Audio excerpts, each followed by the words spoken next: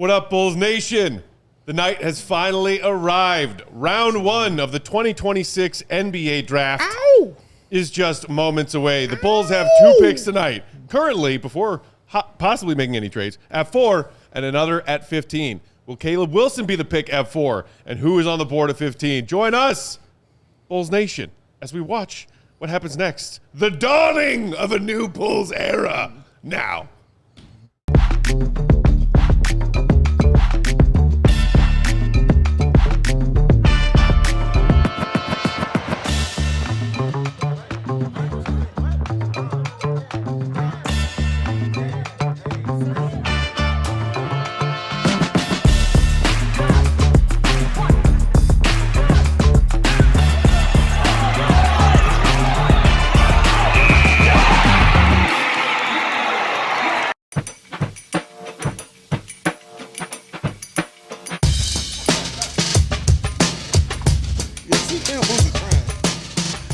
What's going on, Bulls Nation? Welcome in to CHGO Bulls Draft Day Live. Coming to you live from our Xfinity Loft here in the West Loop, downtown Chicago. CHGO Bulls Draft Day Live is presented by Crown Royal. Delicious. Let me get one. Thanks for being here with us, Bulls Nation. If you're hanging out with us on YouTube, make sure you hit that like button and subscribe. I am Peck, Bulls _ Peck. Join me, my guys. Big day. BWL Sports. Woo! Will, the GOAT. The Veins. Gottlieb. Will _ Gottlieb. Read his stuff on CHGO.com. Become a diehard so you can read all that stuff. It is for diehards only. I broke Emma. Our king of the controls, king of kings, the one and only Steven Aguilar. He ain't smelling the day. He ready. Two picks today. 2 picks, Steven. New era. 2 picks, Steven. We got a whole crew hanging out. Whole Emma's crew here, is here. Chloe's here, Sarah Bear's here, Jake's Everybody's here. Sean's watching Sean's baseball. watching baseball. White Sox all day, baby. Let's go, White Sox. Let's go. We are all pumped and ready. Guys, We've been waiting for this. It's going to be a fun so show. close. We are waiting for this moment for a long time, sir. And it is here, and it is in our face. And I am very excited to be here, man. Shout out to everybody in the chat hanging out with us, man. We've been waiting for this for a long time. I'm not even saying months. I'm saying years. I'm waiting for this kind of moment for a very long time. It's not even just Bulls fans, just CHGO, period. We ain't had this moment, all right, for the Chicago Bulls. Everybody else has had a moment. Our first moment came when we fired AK. That was our first moment, all right? Now let's get something real. Like getting a real talent is real. That's a real moment. And we're about to have it right now, Will to go Gottlieb. We're getting the top 4 pick. I'm glad that's where you went because that's exactly where I wanted to go too. The CHGO Bulls show has been around since what, March 3rd, of 22. 2022. Today is the biggest show in CHGO Bulls history. Talk it, GOAT. Because the Bulls are getting 2 players that are hopefully going to change the trajectory of their team for the future. And for the first time, it feels like fresh start. Things are looking up. They've got hit on these picks, and a lot happens after that. But today is a big moment, and I think we're all going to be here to enjoy it as Adam Silver comes to the podium. Adam clean, too. Look at Adam the Silver. Ooh, telling us about that 28-29 expansion. Yeah. Hey, I'm excited about Welcome to that, but the you know final what? draft. Not tonight. No. It's draft night, baby. That's right, baby. Yeah, resurrecting the Seattle Supersonics is a little less high on my priority list this evening. Boo! Oh, We don't know Knicks a bunch here. of young Knicks fans Get who've outta here. already seen their team win a championship. Shut your face. You don't know pain. Go away. Get out of here. But I'll show you some stuff from the 90s if you want to see it. Oh, please do. I'll show you pain. Uncle Horace was telling us all about it earlier today. Ah, yes, he did. Shout out to Charles Smith. Also, shout out to our dear friend Kimberly, who threw us that $10 super chat, getting things rolling tonight, saying have fun tonight, guys, and go Bulls. Off to tennis, unfortunately. Catch you tomorrow. Hey, enjoy the tennis. It's all right. Kimberly's basking in Ayo Dosunmu's $112 million contract. Yeah, 5 years. shout out to Kimberly out for to that. him. Number 1 IO fan. I'm Shout very out to happy her. for him. Hey, Julia. Very happy for him, man. Very happy for Ayo Dosunmu getting his money. Like, and I'm sure it's the right place for him. They get to win. He gets to stay close to home as well. And he gets to be financially broke the hell off. All of this is great. All of this is just great stuff for Ayo Dosunmu, man. As Very opposed to happy financially for him. broke. Yes, correct. You know what I mean? Save your money, kids. Save your Also, money. like, he got traded away from the Bulls, obviously, and earned himself more money. Like, I don't think he was getting that contract if he stayed with the Bulls. No. Maybe there would have No. been teams that No gave way. him the mid-level exception. That's about $15 million. like what is it, 19, 20, or no? I think it even starts at 22. I think it's 22. Yeah. Average annual salary. I think it starts like at 18. Above like, 22. What a deal for him. Congrats to him. I hope Kobe is not far behind him. He single-handedly won Minnesota a playoff game. He did, 40 points in a playoff game. Incredible performance. Ooh, what's on sale site? We do have Washington officially on the clock now, 4 minutes and change and counting. Here tonight on round one, each team, once they are on the clock, have 5 minutes to get their pick in. Tomorrow night for round two, that gets cut down to 4 minutes. But so even still, things move a little, a little bit more quick. What about like round one NFL draft? Is the clock longer than 5 minutes? Steven, do you know? Clock NFL draft? Yeah, it's 10. Yeah, 10 minutes. I was gonna say, I feel like NBA moves a little bit faster. We keep it swift over here, Steven, for you, baby. We're keeping it swift. Keeping it swift. Shout out Katie Duffy. But a lot can happen in these 5 minutes. I'm expecting some trades to happen tonight. Probably not in the top 4, but definitely in the top 10 or the lottery. And yeah, just so much action. Obviously, Giannis getting traded last night, shaking up the lottery. You've got a handful of teams that are interested in trading up, a handful of teams interested in trading down. I think like Jaylen Brown could be moved tonight after all that stuff with him potentially being traded for Giannis and it not happening. I don't know how the Celtics come back from that. I think he's probably going to be on the move. Calipari. Trey Murphy could be another really high-level player that gets moved tonight. Before the draft starts, I know we talked about it yesterday, but should we just do our preferred choices here with 4 and 15? Caleb Wilson, Morez Johnson Jr. That's what I'm rolling with. I'm gonna go. I don't think Mara's gonna be there, so I'll just piggyback off that one and go with it. Right on. Hey, Caleb and Morez. 2 for 2. I'm crossing my fingers that somehow Mara is miraculously there. All right. Why not? We'll and take honestly, I am happy with Boozer, Peterson, or Wilson at 4. Yeah. You see look of AJ Dybansta there. Almost, I think, the one consensus that everybody agrees upon tonight coming into this is that Dybansta is the one of those 4 who won't fall all the way to 4. No, I don't think he goes past 2, but I still have Darryn Peterson going 1 in this one, which is why I like this so much because it's drama from the very first pick. You think Peterson's going number 1? I picked Peterson for number 1, so I'm going to stay with that. I'm going to say Peterson Rock Chalk goes number 1. Bear is a fan of that. Rock Chalking it. Although that means your Rock Chalk guy has to be a Washington Wizard, which... Yeah, you got to root for the Wizards now. You know, I mean, yeah, said, well, she said we can talk about that. We can discuss that. But you got Dybansta for you? I think he's going to be number 1 pick. Okay, Dybansta for you too. I do think it's going to go AJ first, and then I will say I have Boozer above him on my big board. But if I'm picking first overall, I just don't. I don't see how a team could pass on that type of player. I mean, just the athleticism, the scoring from his size, his position is the most premium, and so I think you just got to go with that. It also just makes sense with the team that they have. Not that I'd be making any major decisions based on Anthony Davis, but I mean, Trae Young's going to be there now long term, and that is a contract, all right. So that's some checks. I don't know. No real point guards to take. I know Darryn Peterson wants to be. Sure, but he can play the 2. I see him more as a 2. I do too.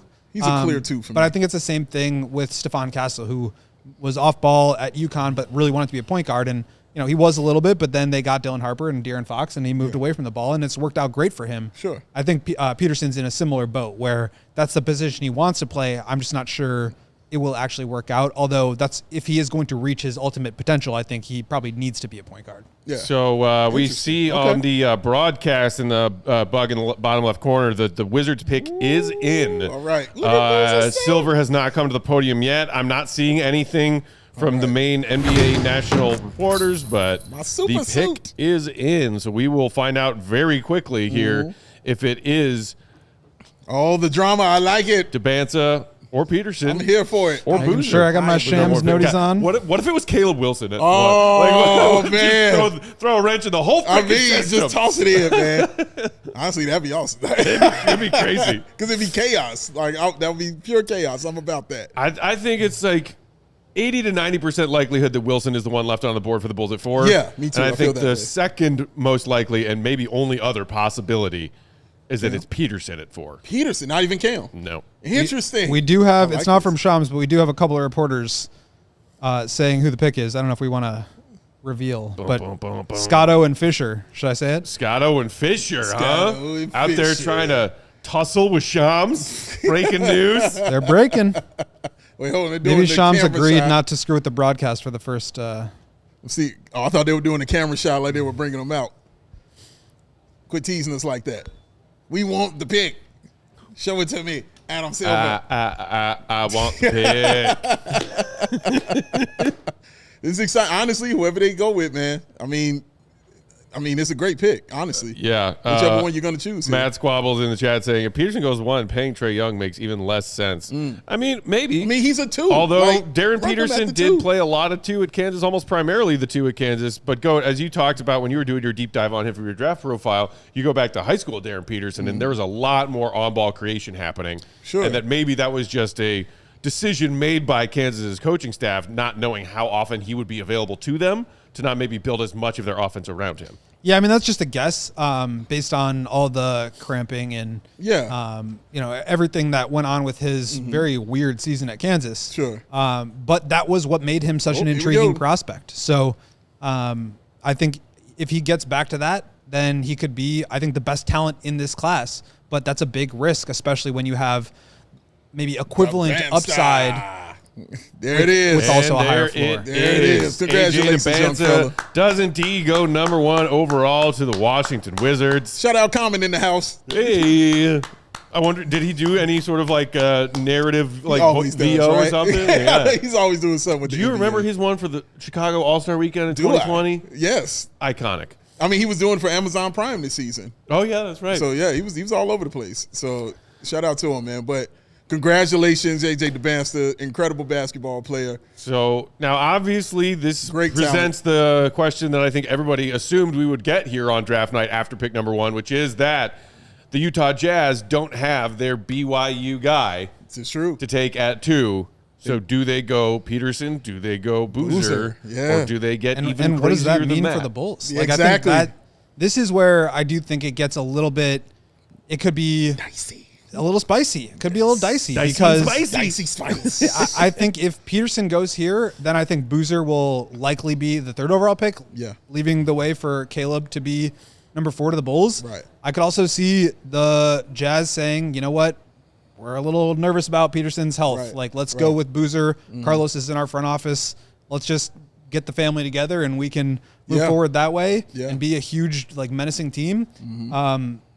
Maybe they do that. And then it's a real question for the Grizzlies between Peterson and Wilson. Yes. Because they're in much more of a rebuilding, blank slate type of state. So we'll see. But this is, I think, this pick could determine what happens at 4 more so than 1 or 3. I think also the argument for Peterson to the Grizzlies is what you just said. They're a rebuilding team who is clearly trying to get off Ja Morant.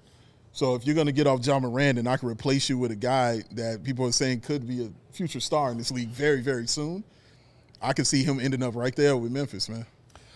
With that, Steven, do we want to knock out our first ad break here real quick while we're watching Dybansta's highlights, and then we can come back and be back for picks 2, 3, and the Bulls at 4. Hit that like button. Make sure you're also subscribed to the CHGO Sports YouTube channel. We will be right back in 120 seconds, Bulls Nation, for the continuation of round 1. BRB. There it is. Am I wanting a high five? Maybe. Am I waving my hands in the air like I just don't care? Sometimes. But this just means 5. 5 years, ladies and gentlemen. A 5-year price guarantee. That's what you're going to get from the fine folks at Xfinity. Sarah Bear's got Xfinity. She's always at home, clicking, clacking, playing the video games and watching stuff and Love Island and all these things. She's doing it all through Xfinity. Why? Because all the devices are working together in perfect harmony for 5 whole years. 5 of them things, ladies and gentlemen. Best part, no annual contracts, no hidden fees, and Xfinity's best equipment. It's included. So lock in your price and unlock, clickety-clack, the possibilities, hello possibilities, with Xfinity. Learn more at Xfinity.com. Xfinity, imagine that. Select plans only, restrictions apply. CHGO Bulls is also brought to you by 4 Seasons. Summer heat is here, and your AC is working harder than ever. Ooh. Don't wait for a breakdown. Call 4 Seasons today and schedule a complete AC tune-up for just $89.95. Whether your air conditioner stops working, you got a clogged drain, or you need an extra electrical outlet installed, 4 Seasons has you covered for all of those things. Their expert technicians are available 24/7, including for emergency service with no additional charge for nights, weekends, or even holidays. Celebrate. If your AC breaks down after your tune-up, They'll fix it at no additional charge. Four Seasons has earned more than 30,000 five-star reviews from Google Reviews and maintains an A+ from the Better Business Bureau. Your trusted local experts for heating, air conditioning, plumbing, sewer, and electric. That's Four Seasons. Visit fourseasonsheatingcooling.com for all their special offers and money-saving coupons. That's fourseasonsheatingcooling.com. Because for other right reasons, Dave! Call 866 Four Seasons. Yeah! And we are right back here on CHGO Bulls Draft Day Live. Thanks for joining us, Bulls Nation.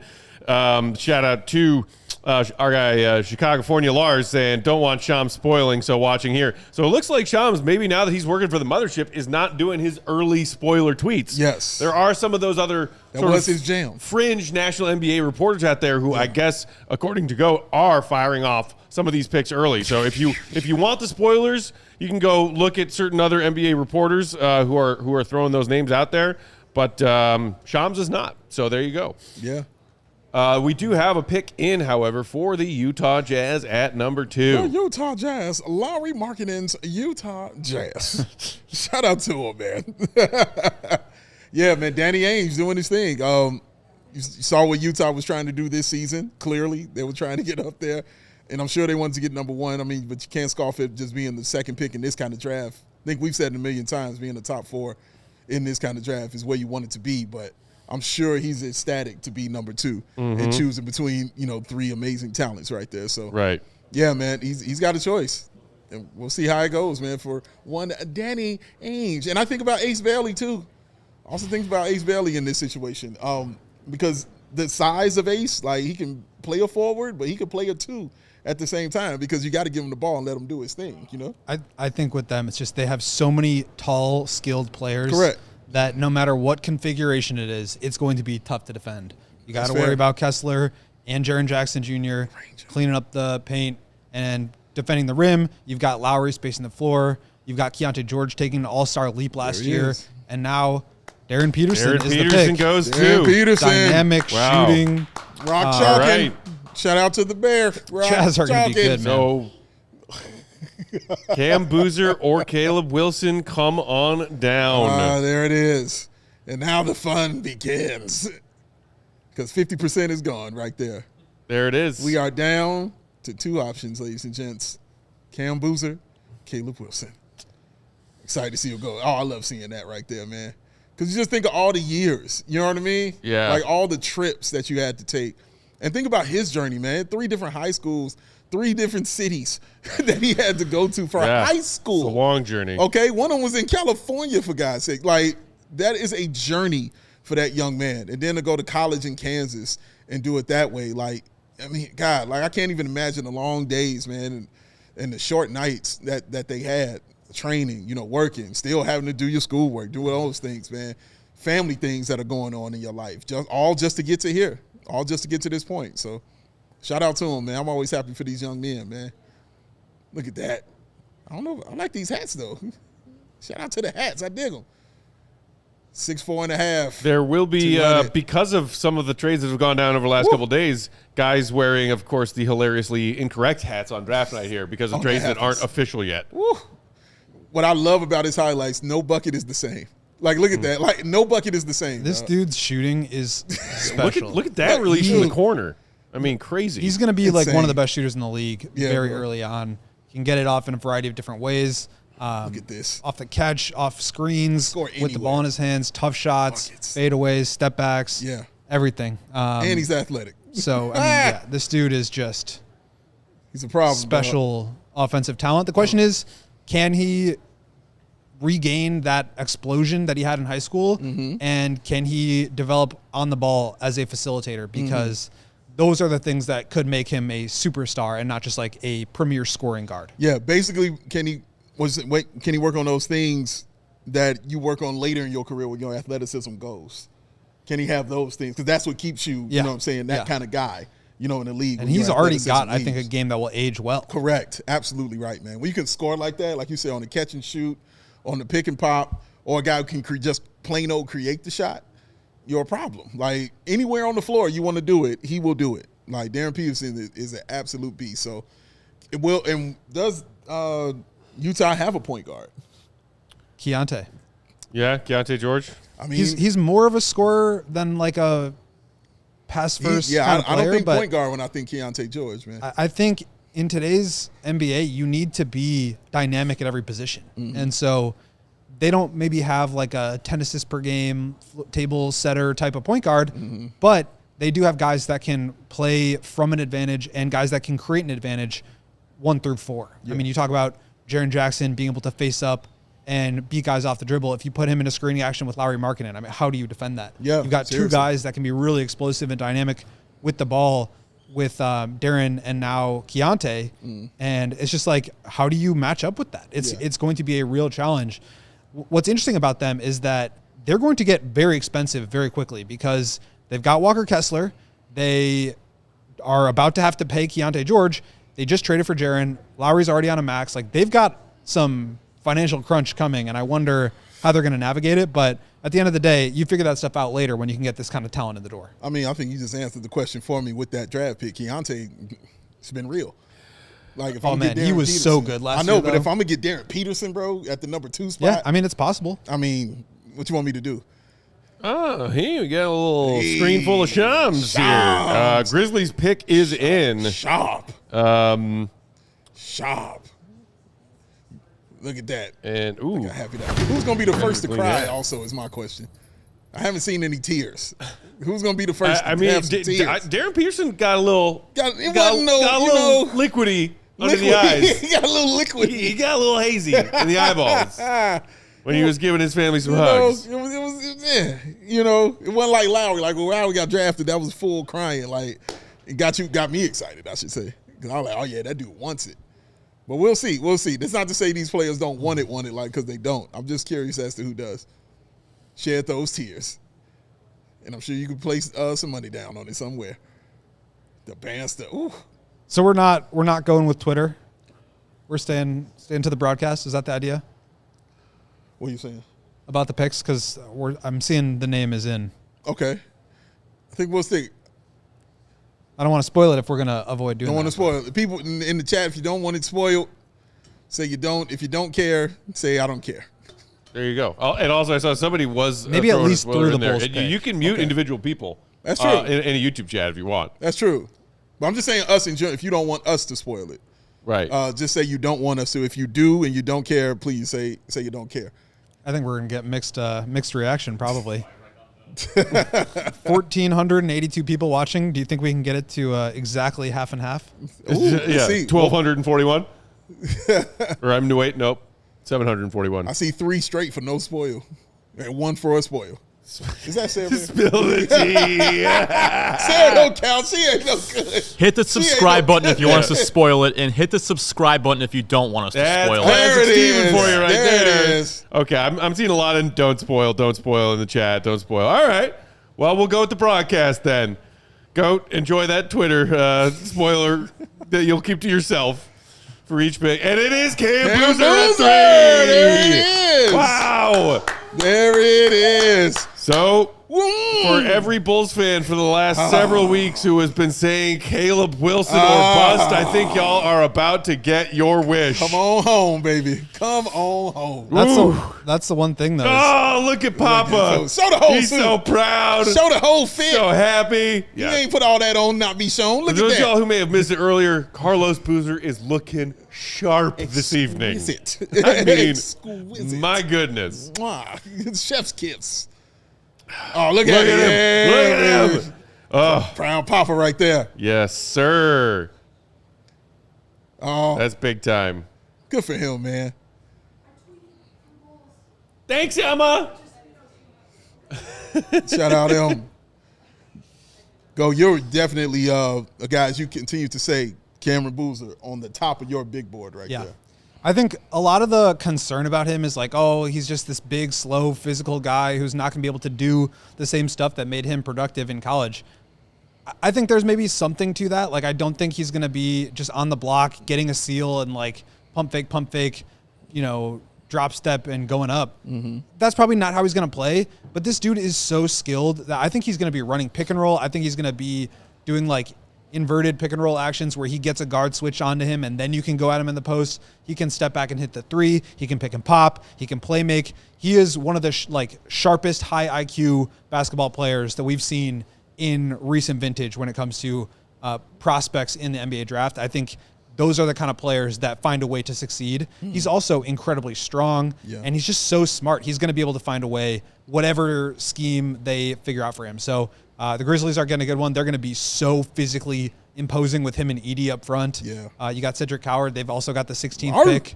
So they're in a great spot here with Boozer. I think he would have been number one on my board, but I understand why teams wanted to go in different directions. To me, Cam Boozer, I mean, it just would have been hard to it's hard to pass. Hard to pass on that. Hard to pass on that. 22 and 10 and 4 assists. It's stupid. I think he plays kind of like a Jokic type game where it's like he's facilitating and scoring 20 and 10 and he's awesome. That is awesome stuff, man. Well, guess what this means? Bulls. I'm going to take a quick guess as to what this means. Ladies and gentlemen, young man Caleb.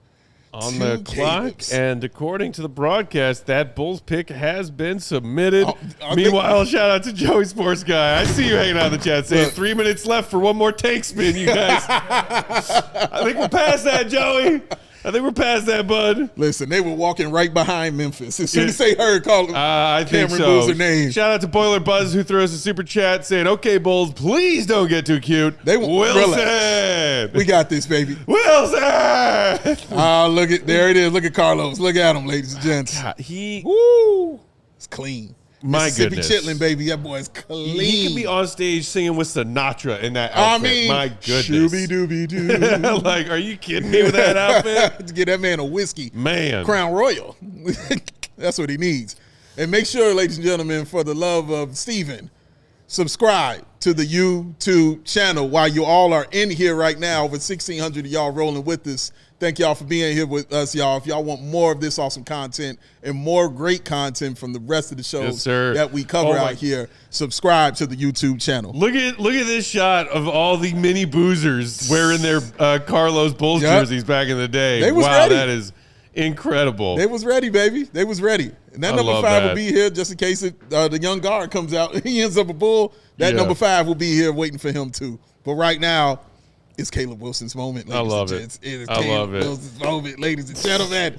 I'm excited. Somebody in the chat just said, from North Carolina.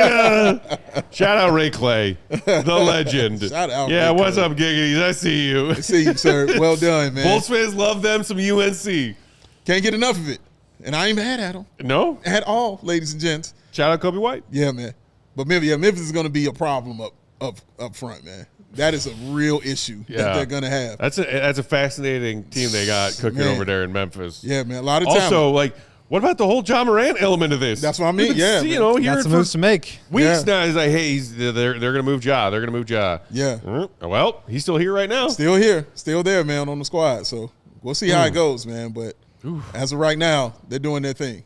Look at Cindy Boozer with some earrings. Oh, mean, man, you got to match Carlos's effort with the fashion. Yes. For the folks tonight. My goodness. We ain't going to half step. We're going to do it right. All right, respectfully, let's wrap it up, Boozers. I want to see. Get out of here. I want to see. We've been waiting for this. Go to sick of the Boozers. We have just been waiting for this. It's all he's saying. It's been a long time coming for the beloved Chicago Bulls, y'all. Of us to Should make they trade down, guys? Like Should they trade down? Get out of here, Will, to go Gottlieb. I'm thinking no. I'm thinking absolutely not, sir. Lebowski 55 saying, I'm subscribing to the Bulls this year. You can, most importantly, subscribe to the CHGO Sports YouTube channel. Dang. Look at it. There he is, man. Hey, you see who that is on the end? Hey, who that is, man? What are you still doing here, John? But look where he is. Who invited you, John? He's hanging out in the back. Just chill, relaxing. Look like he ain't making no decisions. Senior advisor. I'm shocked they let anybody in that room. Here we go. Here we go. Adam Silver to the podium. Let's do it. With the number 4 pick in the 2026 NBA Chicago draft, the Chicago Bulls select Caleb Wilson. There it is, ladies and gentlemen. There it is. There it is. The culture has changed. The culture has changed. Highlight believe reel. it. Oh, my goodness. Just play the highlight reel. Oh, That's my it. goodness. Just play it. Run it down. Now. Come on now. Hubert Davis. There it is. There it is, Bulls Nation. Former New York Knick, Hubert We got Davis. ourselves a number 4 pick. I'll let it go. I'll let it go. Saw somebody in the chat just now say the curse of the number 4 pick has officially been lifted. I mean, that's the thing is like, this was just the right pick. There was not any funny business. There was not any trying to get too cute with it. That's right. This is the obvious choice. It is the right choice. That's right. And no matter what the outcome is, the process was correct. So That's I think it. you In can, the words of Michael Scott, keep it simple, stupid. Keep it simple. you can sleep well knowing that. But this guy is just going to be so much fun to watch. I don't think he is like the best player of the top 4, but unbelievable athlete. He had 67 dunks in 24 games. I mean, just That's insane. ridiculous stuff. That's And averaging well over 2 dunks Almost a game. 3 dunks a game. Almost 3 dunks a game. He can block shots Look at as him. on Yes, the he did. perimeter. Yes, he did. He's just an incredible athlete, and he plays hard. Like Dave, you're gonna love him because I of his know. mentality and just the way that he approaches the game. They're showing now like he's an incredible rebounder.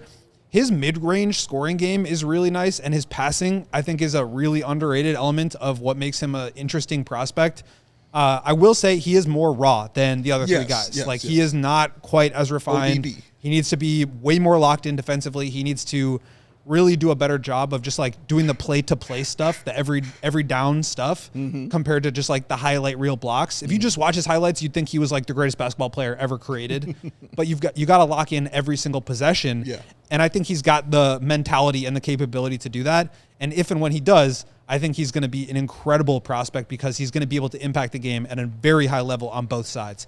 That's a rare thing, especially as a power forward, which I think can be a real important position that defines how you play. Yeah. So the versatility here, the athleticism, all of it. I mean, this guy is just going to be a tremendous player for the Bulls. If you like, as soon as the Bulls got the number 4 pick and Matt and I finished losing our minds, first thing I said when I sat down was Caleb Wilson, Caleb Wilson, Caleb Wilson. He's who I wanted from the beginning, and now walking away with him just makes me even more excited. Shout out to his new hat because it was a bedazzled bull on his hat. I hadn't seen that before. Love That's that. a new one, so shout out to him. Oh, we're going to get a good look on it right now. But everything you said, Go, like he just has it. And for me, it's the mentality. That's what it boiled down to more than anything, than the athleticism, than all the defense, was the dog in that young man that exists, man. He don't like people, all right? Yeah. And I love the fact that he's very calm and he's very cool outside, you know what I'm saying, of the lines. He's very calm. But once he gets in the game, it's a whole different human being that's stepping out there on the floor. That's how I know all the crazy people that are pretty good. They're really nice guys, but once you get in that uniform and then it's time to play, Bobby Portis is one of those people that comes to mind. Once it's time to play, it's time to play. And no games are being played. He don't like you, and he's coming to win. Shout out to Mrs. Sneaky in the chat saying, oh, yeah, baby, he's a steal, a baller. You could tell. Forget Boozer, he's stiffer than a doornail. This dude would school him. I mean, again. He did outplay him when the 2 teams played He each other. kind of did. Yeah. And, you know, shout out to Rainman's in the chat saying, not the best player out of these top 4, yet he humbled and ate all of whom when he faced them or when they faced each other. North Carolina had a huge drop-off when he was out. Keep downplaying Caleb. I don't think anybody's downplaying Caleb. Nobody. And also shout out to Clay Tonic, who said Stacey King would approve. Yes. Stacey was really high on Yes, he Caleb was. when he was doing his Stacey. draft talk. And Clippers on the clock, Emma. I've been doing like draft coverage now for the last 4 seasons, I think, maybe 5 seasons. And so I went through and I like graded out each prospect of like how they would rank if I was ranking all of them as prospects over the last 5 drafts.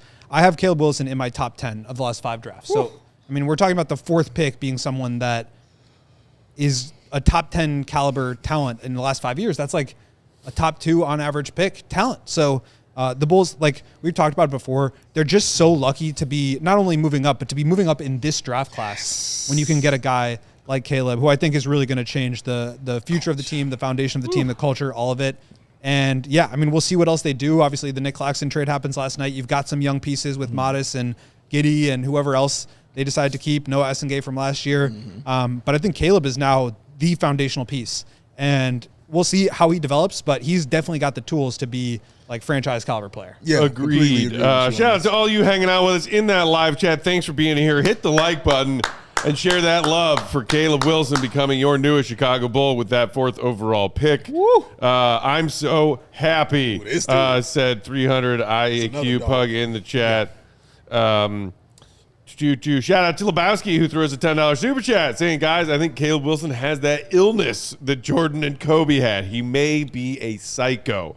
Y'all know Dave and I love him. A little bit of psycho. I love it when so it comes to our Chicago Bulls. Yeah, man. Also, Caleb Wilson, I got a feeling he's really going to tie that young Bulls room together. Yeah. Shout out to you, Lebowski, for the super chat. Yeah. Culture's changed, man. It really is. Like, it's changed now. Like, this is a new day and a new time for the Chicago Bulls. It's not the same thing, not just in the front office, but now on the floor. Mm-hmm. The culture has changed, okay? And that is There's exciting. a look at Dave's guy Keaton Wagler in that draft room with the Clippers now on the pick or on the clock at 5. And here comes Silver to the podium. The pick is in. Here it is. Keaton Wagler. There it is. He has been chosen. The Illini shout out. Keaton Wagler Congratulations. goes number 5 to the LA Clippers, who do in fact keep their pick. And look, I'm back to being a Clippers fan. I was not necessarily buying into I'm back.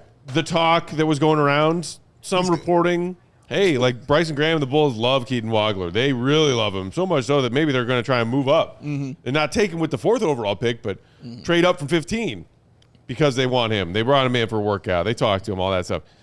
To me, it just seems like it not in the stars, you know, for that huge faction of Bulls fans / Illini fan crossover who really love Keaton Wagler, believe in his NBA future, and wanted him.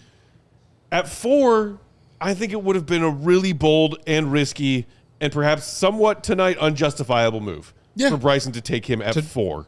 Yeah, not when your first pick, not in your first draft that you're making with your brand new team and your brand new role. And you're not roll the dice and on this. As much as I love Wagler, it would have been just as hard, I think, to justify giving up future first-round draft capital to move up to get him, taking him at 5 or 6 or 7. If the Bulls got intel, hey, he's going at 5. You need to trade up to 5 to get him, and the cost of what that would have been. No, man. It just didn't work out with the picks that the Bulls had to get Wagler in a way that made sense. And I think it's fine. You should still root for him in LA and wish him the best. Yeah. I think get off me. Like in most drafts, like Wagler was my number 5 player in this draft. So I mean, yeah, you think about 4 versus 5, but I do think there was a big tier gap between the top 4 and the next best player. You could honestly convince me that it would have been a good idea to throw like an unprotected pick in next year's draft and maybe some seconds or something plus 15 to move up, just because I don't think anybody thinks 2027 draft is going to be as good. And so maybe if it's Wagler that you were able to move up and get, this guy would have been the first overall pick next year, and you're kind of just taking the pick a little bit early. Yeah.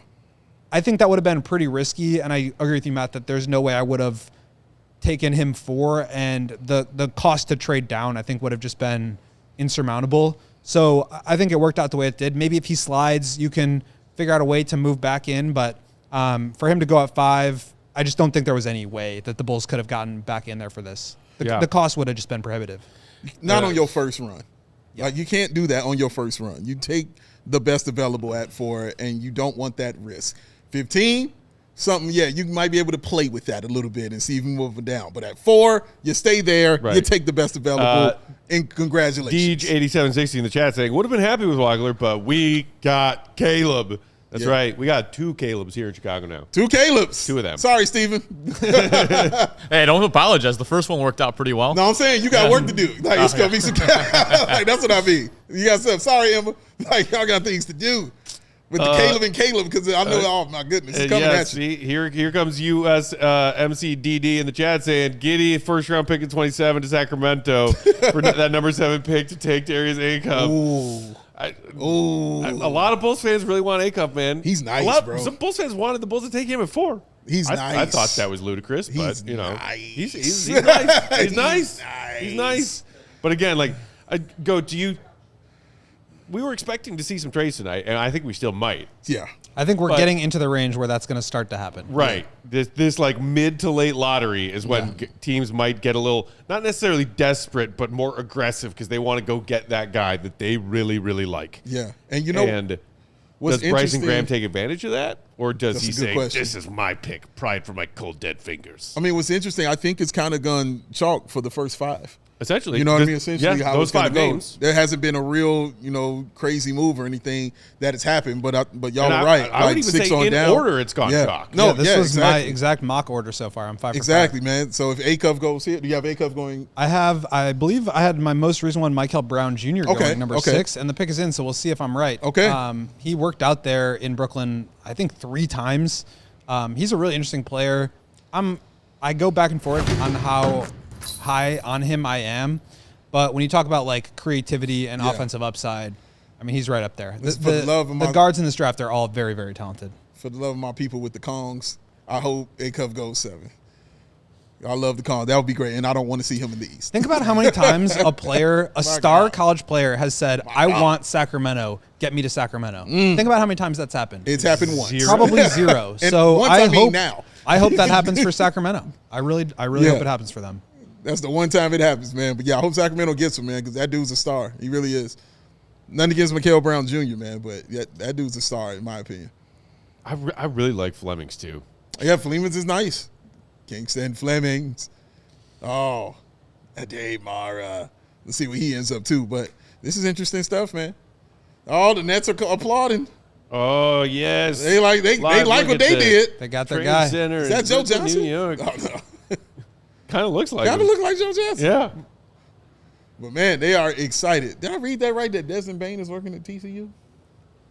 Is he working there? Yeah. Did I get that? Did I see that? I didn't see that. I thought I was tripping when I saw that. Desmond might Bane, be as doing in, the like thing- the player for the Orlando Magic. That is the one. Well, he went to TCU.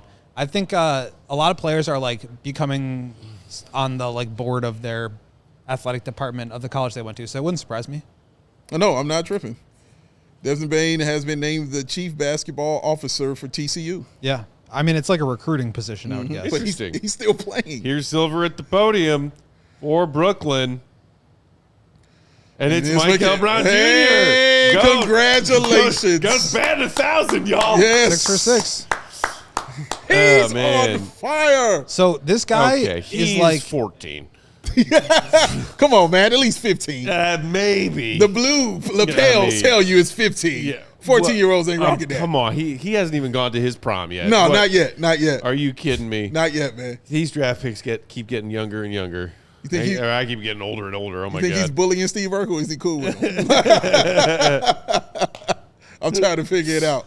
Oh, man. But how you feeling, though, Goat? I mean, I think this guy, like, I put him in the same upside category as an Acuff or Wagler. Okay. I think it's there. He's like way more raw though. Like, not in the sense that he needs to like add tools to his game, but just in terms of his reading of the game. Like the decision making was wild at times, throwing passes into the stands. Like my comp for him in my video breakdown was Jordan Poole, which like Jordan Poole was amazing for the Warriors when they went on the championship run, and he was a huge piece of that. But also you can see some real downsides of that. But so he's an incredible scorer off the dribble. He can shoot it from anywhere. He can get to the rim. Like if he puts it together, I think he could easily be the best offensive scorer of this group of guards. But I also think because he is a little bit more shooting guard to me than point guard, which is I think a easier, more replaceable position, he could end up having the least upside.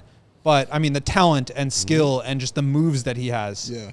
Unbelievable. The skill level is just really, really impressive. And I think for a team like the Brooklyn Nets, who drafted Yegor Demin and Drake Powell and Danny Wolf and Nolan Traore and Ben Suraf last year, like they're still looking for guys that can really be like their lead ball handlers. I think he's got potential to do that. So I'm on board with this pick. I think I had Acuff ranked one spot ahead of him, but I mean, it's so close and they're all in that same tier. The margin is really slim. And so for me, it's just about preference. And I totally understand why the Nets would have Brown ahead of Acuff on their board. Shout out to DeVille in the chat who said Mikel Brown Jr., Louisville represent. Circle Gets a Square said, dang, there goes my dream of the Bulls somehow snagging Mikel Brown Jr. Would have required trading up. I think there might be somehow one of this like sort of package of projected mid-lottery guards that somehow falls, and maybe falls all the way to 15. But I would be surprised if, like, I would be surprised. Yeah. Acuff. You take him right now. You'd be surprised if Acuff falls? Or I think if any of this group of guards, maybe Acuff falls. But no, honestly, I also think Acuff could go right here to Sacramento. He should. I think he might go right here to Sacramento. I think If Sacramento is doing anything, they must take this player right here. Give him the ball and then just build around him. I'm just curious how much Bryson likes any number of the guards that are sort of like those second and third tier projected lottery or mid first round picks. That's a good question. That are still on the board of 15. He went Caleb Wilson. Is he gonna prioritize a guard, or is he gonna just go best available at 15? I think most of us have agreed. Certainly, I think the three of us have agreed this. Yeah, and even taking into account the Claxton trade from last night, which we can talk about after the Bulls make their second pick at 15. But best player available. Yeah, I don't care if it's a forward who's the best player on the board according to Bryson Graham and the scouting brains that he trusts in that room with him. Take another forward. I don't care. Don't care. Best player available is what we're after. I don't think positioning. We have discussions about positions and the positions of need and all those things for the Bulls. But honestly, that's us having logical basketball discussions for the sake of our show. But in general, we've said many times, best player available. We don't care about your position.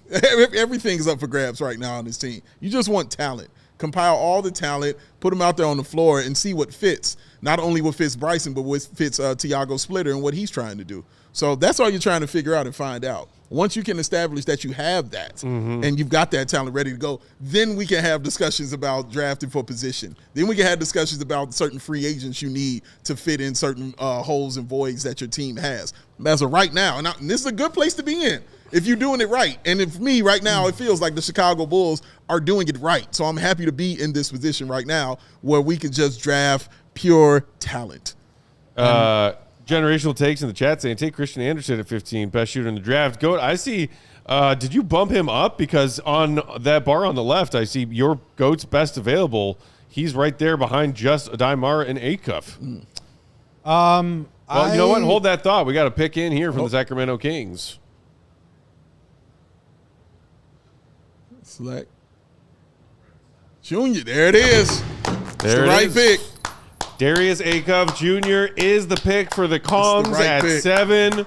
I mean, I think for a team in Sacramento's position, hard to pass on the upside of perhaps a dominant offensive player. Dominant. In Darius Acuff. When he talked about the person he models his game after, the first person he said was Derrick Rose. Woo! It's who he wants to play like. And when they roll the highlights, you'll understand. This is also a dog, ladies and gentlemen. This is why he's one of those guards that people are talking about could be the best guard in this entire draft. You know how deep this draft is for people to even say something like that and it be logical? He is honestly that good, man. And he's going to the right place because he's going to have the ball in his hands and be able to do whatever he feels. Yeah, I mean, he was unbelievable at Arkansas. The player I comp him to is Damian Lillard. And, if he hits, he's going to be this dude who can score downhill. He can get to the rim. He can pull up in the mid-range. He can shoot off the dribble going over screens. He shot 44% on threes, and most of them were off the dribble. This dude is just unbelievable shooting the ball, but also an incredible driver. He's not the same explosive athlete that Derrick Rose was or John Wall, and that's why I like the Lillard comp a little bit more. 6'2", but he does have long arms. I think 6'7" wingspan, but just the off-the-dribble shooting package, the poise, the strength. I think we talked about this yesterday. When you talk about ways that a guy is going to fail or succeed in the NBA, I think the path for him to succeed is basically him having the ball and letting him do what he did at Arkansas. And I think he's going to have an opportunity to do that. I think the question with him, outside of the defense, which I think is going to be a problem for all these smaller guards, the question is he going to have the ability to do that, and is he going to be good enough to warrant that kind of usage? I think he'll get that opportunity with Sacramento, and that's all you can ask for if you're Acuff. I believe his dad played for Scott Perry, who's running the Kings front office right now, so there's connection there. At Eastern Kentucky? At Eastern Kentucky. Okay. So there's the connection, but yeah, like we said before, there's just not too many guys who are star players in college asking to go to Sacramento. This is an awesome fit, and I'm glad for both sides because he is going to have a chance to really play with the ball in his hands, and if he is going to succeed, it's going to need to be because of that. And so I think he's now in a position where he can. I would have had questions if he ended up with a team that had another point guard that wasn't going to allow him to really be himself with the ball. And I think guys like Mikel Brown or Keaton Wagler can scale down a little bit more easily. But Acuff needs the ball, and he's going to have it in Sacramento. And there you saw on that stat graphic on the broadcast, the first and only other SEC player to lead the conference in both points per game and assists per game since Pistol Pete. The Pistol. Who, by the way, shout out to Pistol Pete Maravich, did so with 44.5 points per game back in the day. Disgusting. That's absurd. Absolutely absurd. All right. JoJo in the chat saying Acuff, DeRozan, and Levine. That's right. As of right now, buckets for days. Defense, no days, but buckets for days. What I'm hearing is, they've been trying. I've been hearing Levine's name come up, obviously, in a lot of trade talks, but I'm also hearing they want to buy out DeMar DeRozan. And I'm sorry, not buy him, but waive DeMar DeRozan if they can't find a trade partner for him and get him off the books, man. So they are making their decision. And I feel like this pick right here signals to me they're going to just move real closer to getting rid of those two players on their team and just saying, Acuff, it's yours. Do what you want. Which is, I don't think it's the wrong move. I don't think it's the wrong move. Should we take a break here? Actually, yeah. Steven, you want to knock out our second half break here? While we're in between picks 8 and 9. And looking at the Knicks. That's right. Thank you for hanging out with us, Bulls Nation. We still have plenty more to come, including the Bulls on the clock again at pick 15. Hit that like button for yourself and for your fellow Bulls fans. On a happy night so far. Caleb Wilson, you are a Chicago Bull. Mm-hmm. We still have to find out who comes next along with him. The like button is free. We'll be right back. CHGO Bulls is brought to you by Casamigos. Bring your friends, fans, even your frenemies together. One Casamigos marg at a time. No matter who you're supporting, say cheers with a Casamigos margarita. Pair your World Cup watch party food with a delicious new, ready-to-enjoy Casamigos margarita made with the best simple ingredients: Blanco tequila, lime juice, and natural flavors. They're sure to rival any of your favorite hangout spots. Uncork, pour over ice, garnish with a lime. Just 110 calories per serving. Real juice, 2 flavors, Dave. Classic Matt. And spicy. Plus, join us one more USA World Cup watch party hosted by CHGO and our friends at Casamigos at Joe's on Wheat Street this Thursday, 6/25 against Turkey. Whether you're at your favorite spot or stocking up for home, make it Casamigos. Visit allchgo.com/events to RSVP and for more details on those USMNT watch parties. Now, if you're a regular viewer or listener of this show, thank you very much. Shout out to you. Or any CHGO show, also, thank you very much. Shout out to you. That. We want to hear directly from you. So go ahead and take a short survey. I know, but it's short, and keep listening. You get stuff. Let us know what you love and how we can be better. And you'll have the chance to win a $100 Amazon gift card. Woo! Look at it right there on your screen. $100. Oh, man, just go ahead and head to allchgo.com/survey today to get all signed up. And if you're watching us, you can scan that QR code that you just saw on that screen, ladies and gents. It only takes about 3 minutes, man. That's nothing, all right? And your feedback will help shape what's going on up and through here with CHGO. Everyone who completes the survey will be entered to win a $100 Amazon gift card. So take the survey today. Scan the QR code on the screen or head to allchgo.com/survey. That's allchgo.com/survey. Thank you. CHGO Bulls, we're rolling along here on Draft Day Live, which is, of course, presented by our friends at Crown Royal. We're hanging out in our Xfinity Loft here in the West Loop, downtown Chicago. Sean Anderson's hyped. I don't know if it's because we got Caleb Wilson or because the Sox did something good, or both. Actually, Sean Anderson, everyone. There's a very important correction. It's Caleb Watson, as John Triffin said, that the Bulls have now selected Caleb Watson. So it's elementary, dear Watson. Any relation to Randy Watson? That's too old of a reference for him, man. Sorry, you're right. He's young. But come on. He's young. Even if you're young, you still got to see Coming to America. Yeah. It's a classic. Well, let's check. Steven, you seen Coming to America? No. He is not. Emma's a real one. Emma's seen it. Sarah Bear, that's a no. Sarah Bear, have you seen Coming to America? No. Yeah. Told you. That's a no. All right. We batted 500 with the young people. This is even before my time, guys. I'm sorry. All right, 1988. Goat. Oh, I'm young, guys. I'm not that young, but come on. He only watches movies that, when he was born. I'm no Darryn Peterson. He starts from where he was born, and then he doesn't watch movies previous. And shout out to no expert in the chat who said in all caps, CJ Watson. That's right. That's where Stacey got that from. And R.I.P. buddy. we got a new pick right here, ladies and gentlemen. Flemings is in for Atlanta at 8. Okay. Woo. Okay. Go, did you see that one coming? I liked that landing spot for him, and I think I mocked him there a couple of times. I'm not sure if I did in my most recent one. It's an interesting spot in the draft. This is where teams are going to start really listening on picks. And so it's a little surprising that this pick is even being made by the Hawks, who own it, obviously from who was this? The Pelicans deal from last year. So the Derek Queen trade turns into Asa Newell and Kingston Flemings for Derek Queen. I think I'd rather be on the one side of that than the other. Which side? Flemings is super downhill, explosive athlete, not like super much pop in terms of like dunking and above the rim stuff, but just really fast in a straight line. Really good passer, gets into the mid-range really easily and smoothly. And I think of the defenders of this guard group, I think he's the best there, both on and off the ball. Not saying too much because I think a lot of these guys are not great. But I just think he's going to be a good complement to the team that they are building right now. They obviously moved off of Trae Young. They wanted someone who's going to be a better combination of offense and defense, and I think they're going to get that. He's someone who can really orchestrate the offense. He can score, he can get downhill, but also a great passer and won't kill you defensively either. So I like Flemings a lot. I had him around 8 or 9 on my board, so this is still in that same range. And frankly, like I think Aday Mara was mocked there a bunch. I don't love that fit for them. So I like this better. He can learn behind CJ McCollum for a year or two. And then it's him and Jalen Johnson and Dyson Daniels. They've got a nice little core working for him. And speaking of, Aday Mara, Giggity's in the chat saying Aday Mara fall begins.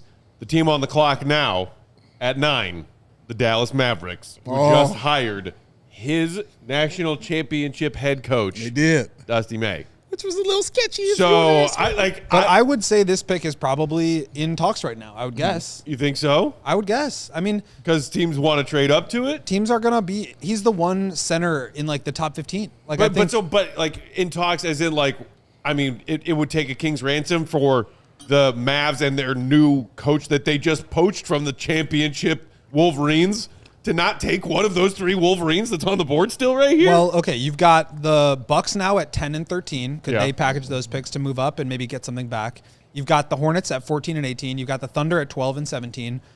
I think any of those teams could package and move the Mavericks back a few spots, and then they could still be in a position to get Morez Johnson or Yaxel Lendeborg and still get one of Dusty May's guys. So, I think that's absolutely a possibility. I'm not saying I know anything's happening, but I'm just saying this is the point in the draft where teams are going to start being pretty aggressive to jump up. There was the top 4, there were the guards, and now I think there's a big range where if you like your guy and you have an opportunity to go get him, you go get him. Yeah.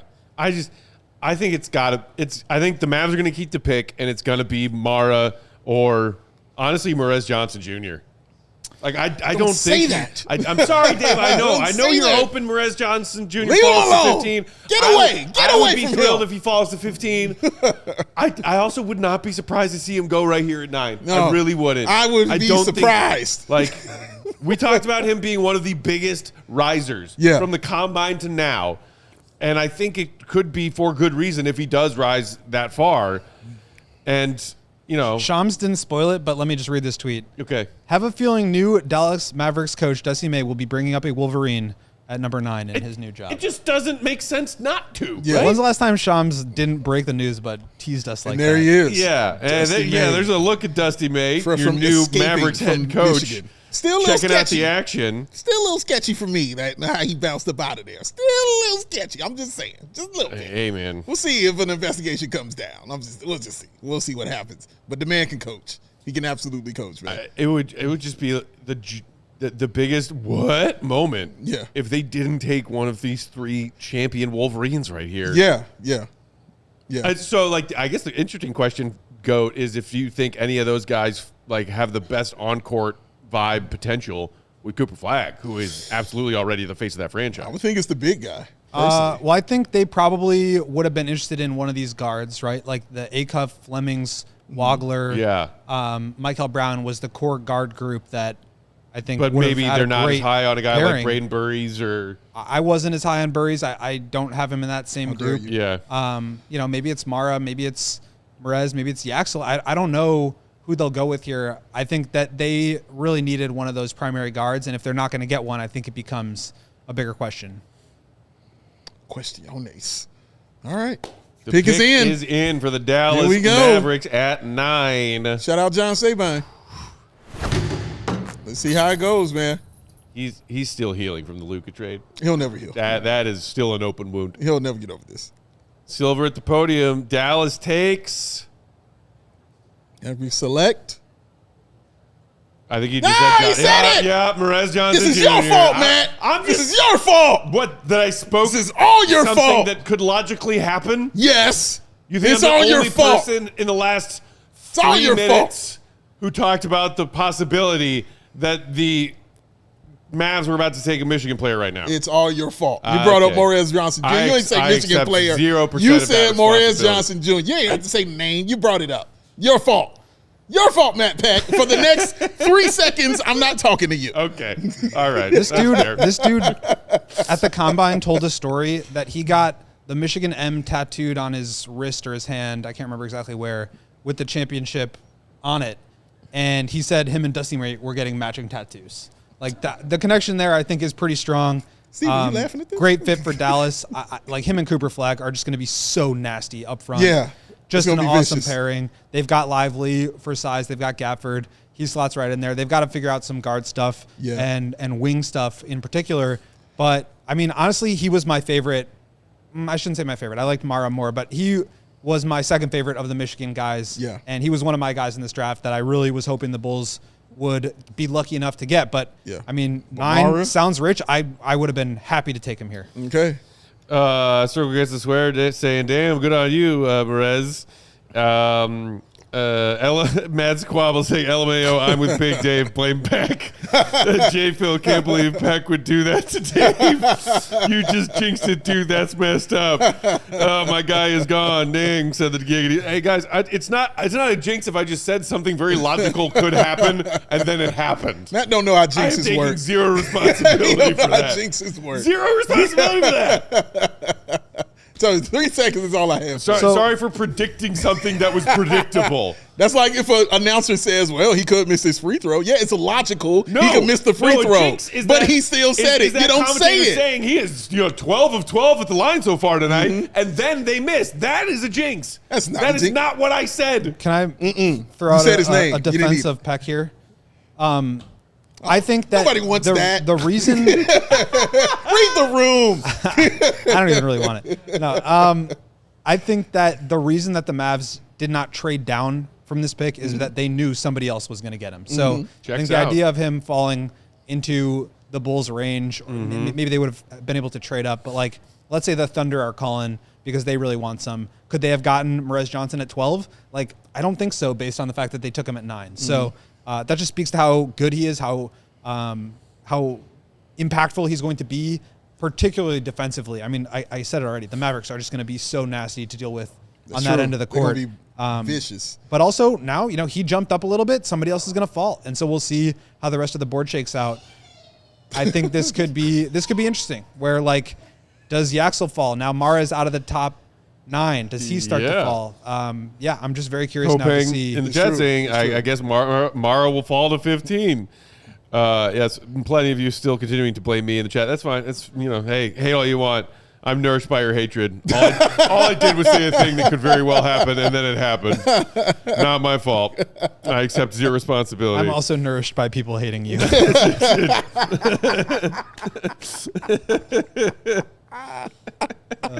Just for that go. we I'm have not talking to you for 5 seconds. Just 5. have a good time on This this has been more than 3 seconds for sure. Oh yeah. No, your 3 seconds been up. No, Okay. your 3 seconds been up. J. Phil said the Mavericks War Room was watching CHGO. I'm not mad at them. Or they're watching our guys at DLLS who is also watching CHGO. Shout out to them, man. Shout out to the crew down there. Shout out to PHLY, PHNX, and DNVR as well. Indeedy. They don't have quite as exciting of a draft night as we do tonight. This is very true, sir. But, shout out to DLLS they had for their getting fun their last guy year. at 9. They had their fun last year. Yes, They're they good. did. True. They're good. That's true. Shout out to our guy Lars, who I lost it. He just had something in the chat that I wanted to read, but I lost it. Meanwhile, Ahavad just said Peck is a bad person. All right, well, again, bring it on. Give it to me, man. Nourished by your hatred. There's some nice comments in there, sure. Where did that Lars go? That's something in there for sure. I am very curious to see how this starts to break out now. Yeah. Because this is the first wrench into the plans right here.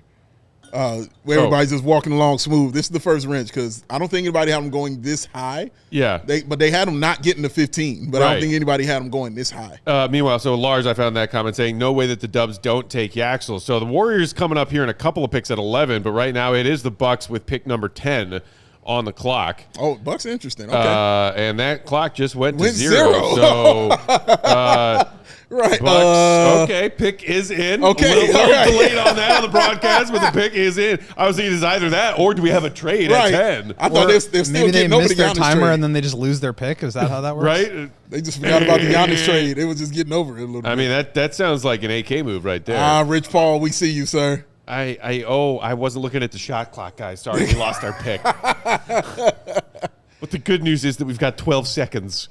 Is it more saying it's Brayden Burries because we see Rich Paul on the screen? I mean, I think they're just kind of looking around the room at some of the like, best available on okay. the board. Okay. Still, I could think. they possibly be, but they really lingered on him. Although now There's Mara.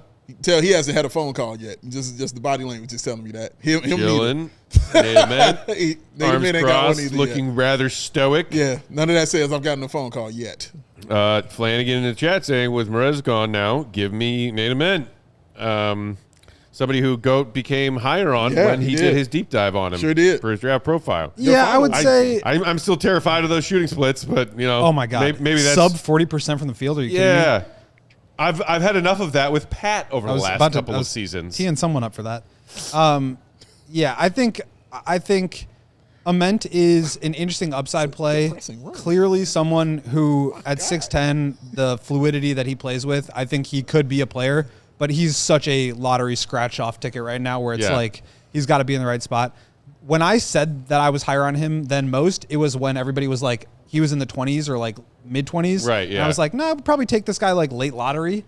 I'm probably in that same range still, but I think the rest of the league, after hearing that the Nugget, there it is, Brayden Burries. When you see Rich Paul on your screen, going to you're getting drafted. All right, a good call, dude. Them is the rules. Okay, so super interesting pick for the Bucks because they just trade Giannis. They get all these young players in. You've got Hero, Yakachonis, you've got Kalel Ware now, Jaime Jaquez. You've still got Ryan Rollins.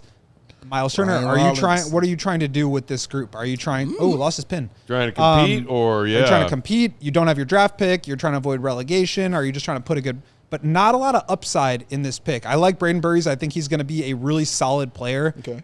Can create a little bit, but primarily I would say a 3-and-D guard who is going to defend at a high level, who is going to be able to shoot it, who I do think can put it on the floor a little bit, but I do think there's maybe a little bit more upside in some of these other players. So we'll just have to see. But they've also got 13 now in this after this trade, and so maybe they take more of a swing with that. That makes sense. That makes sense, man. All right, congratulations to the young man, Brayden Burries, right out of Arizona. Curious what PHNX feels about him. Yes, indeedy. But the man can ball. That's the bottom line of it, ladies and gents. He can get down. Also a little bit older for a freshman. He's like already 21, or almost 21.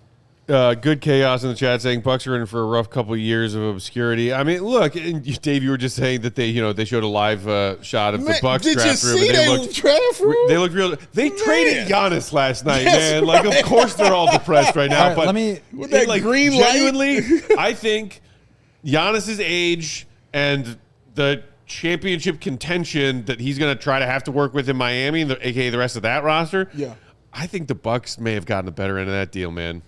That's what they hope. They got a lot. They got a lot. They got a lot of first-round draft capital, and they got a lot of good, young, interesting players. Yeah. So this is a couple of minutes old. It's probably going to change momentarily here, but Jake Fisher tweeted, the Warriors are fielding offers for pick 11. I assume they wanted Brayden Burries here. Can't get him. Mara's still on the board. Would this be a possible trade-up for the Bulls? I think you're starting to get into the range where it's not going to cost you an arm and a leg, maybe just an arm. How about a wrist? How about a wrist? How about a hand? Hand, maybe? Would you do it? I don't know. I would think about it. I would entertain it. I would call. Absolutely. I would say, what are you looking for? Listen, if that's the guy you feel that strongly about, you absolutely entertain it. You know, regardless of how we feeling about it. If you're like, no, that's my guy, you entertain that, man, and you see if you can move up and you can get him. We know it's a need, regardless of who they pick. It is a need for that player here, man. I know Drew Stevens is huge on Mara. You know, he really thinks Mara is that kind of player. So, I mean, yeah. I mean, it's hard. You can't teach size, ladies and gents. You know, 7'3", man. Like a dude with that kind of skill at 7'3". Yeah. It's really hard to teach out there. But The other thing is, people were saying if Yaxel does not go 11 to Golden State, he could fall to the 15 through 18 range. I think if the Warriors don't take Yaxel, he could fall. That's looking like a possibility. Although right on their heels is OKC at 12. That's another championship win now team. Yeah. Who are probably going to lose Hardenstein this summer. yeah. And they don't strike me as a Yaxel team. Like, they always go young, like positional size, That's true. upside. They got it tight. up until this Pokashevsky, point, but now they are in an Bushman-Jang. expensive championship win now window, and they just lost. Yeah. Yeah. Like I think maybe finally the brain trust in OKC can like shift their focus a little bit on what they really need. Do you think they would go for the size then, as far as Mara is concerned? Yeah, and just the fact that they going up against Wemby and things like that, you know? Yeah, and that the fact that he's going to be a 37-year-old rookie is of no concern to the Thunder because they're trying to win chips next season, the season after that, and the season after that. I may have gotten that wrong by like a year, but pretty sure going to be the oldest rookie in NBA history at 37. He's going to be Yaxel Lendeborg. He's going to be 24 years old before he plays an NBA game. Yeah. Yeah, that's what you said. He's older than like the Josh Giddey draft class. Like the guys that were in that draft class are younger. Right. And they are on their second Like contracts. Giddey, who is about to turn 24. Yeah. Yes. Happy birthday. Got a new So card it's like too. Shout out. number Good for him. one, the history of drafting 23, 24-year-olds in the lottery is really not great. It's like Wesley Johnson, Epke Udo, Buddy Hield, Jimmer Fredette, those kind of guys that just don't really. I think that Yaxel is a different caliber of player. I think he's going to be good, but I understand that. If you're talking about building around the 19-year-old that you just drafted, I would prioritize that timeline as opposed to by the time Caleb Wilson's on his next contract, Yaxel's are going to be close to 30. Yeah. See, look at that's a room. All right, look at that. That's a It's nice room. I can't wait for them to show Milwaukee room again, man. Because my goodness, depression. What's going on up in there? That is when the party's over. Hey, yo. The dream. Has the timer gone off on the Warriors here? I was What's just going going to on? say, because It feels like it it. says that it just says round one next to the Warriors logo, and it doesn't have a counting clock next to it. But, man, yep, so Tennessee's Ament still sitting there and available. yeah, I know that fit, man. That feeling has to suck right now. You're like, Yep, when am I going to go? yeah, Although, to be fair, like Nate Ament was kind of projected. I in could that, absolutely like, see a between trade 10 and coming in 20 here, range. though. sure. Not necessarily a guy who's like, oh my God, I can't believe I'm still sitting here. Go like fit- if fill in Acuff trades. was still sitting there right Yeah. now. Oh, yeah. At yeah. 11. Yeah. Anger. Swirling. I think, Ament's agent was doing some good work. Yeah. The Nets were looking at him at 6. The Bucks were looking at him at 10, and He's on point, man. here he is outside. Shout out for the Pick seats. is in for All the right. Golden State Warriors. Pick is on in, ladies and gents. Who's it gonna be? Oof, man, Yaxel Here we looking go, real here we go. smooth. I mean, I wonder it's a nice look. Mm-hmm. He came prepared. I like those shades. Yeah, he wasn't playing around. They're like indoor shades. Yeah, that's Like right. half Correct. shades, half glasses. Correct. The slight. I don't know tint. what the tint on those is Just or what the prescription, slight. but Just slight. they look real sharp. I'm saying players drafted in the lottery when they're 24. Just responding to one of the comments. Okay. Taj was 26th overall pick, I believe. Yes. Something like that. Something So, like that. yeah, it's an upside thing. And I won't stand for the Taj erasure. Don't worry. Don't worry, No I one would on this never. show will ever be engaging in Taj erasure. That's not that how we man is a roll right there. legend. last of all, well, yeah, none of us would do that. All right, taking a look at also what's go. Okay, going the pick is in here. We are 1/3 of the way through the draft with pick 11 coming from the Warriors. They keep cutting back to Yaxel. Yeah. Could you make that a little bigger, Steven, that screen? Because I'm just taking a look at what Will Gottlieb has up for best available. player right there. Thank you. Mara, Yaxel, Ament, Dailyn Swain, Steinbach, Abuka Akori, Cameron Carr, Christian Anderson, LeBaron Filan, and Bennett Sturts is the top 10 of GOAT's best available only here. One pure center there. Tons of guards. Only one pure center. Bunch of wings right there. A lot of wings. A couple of wangs in there.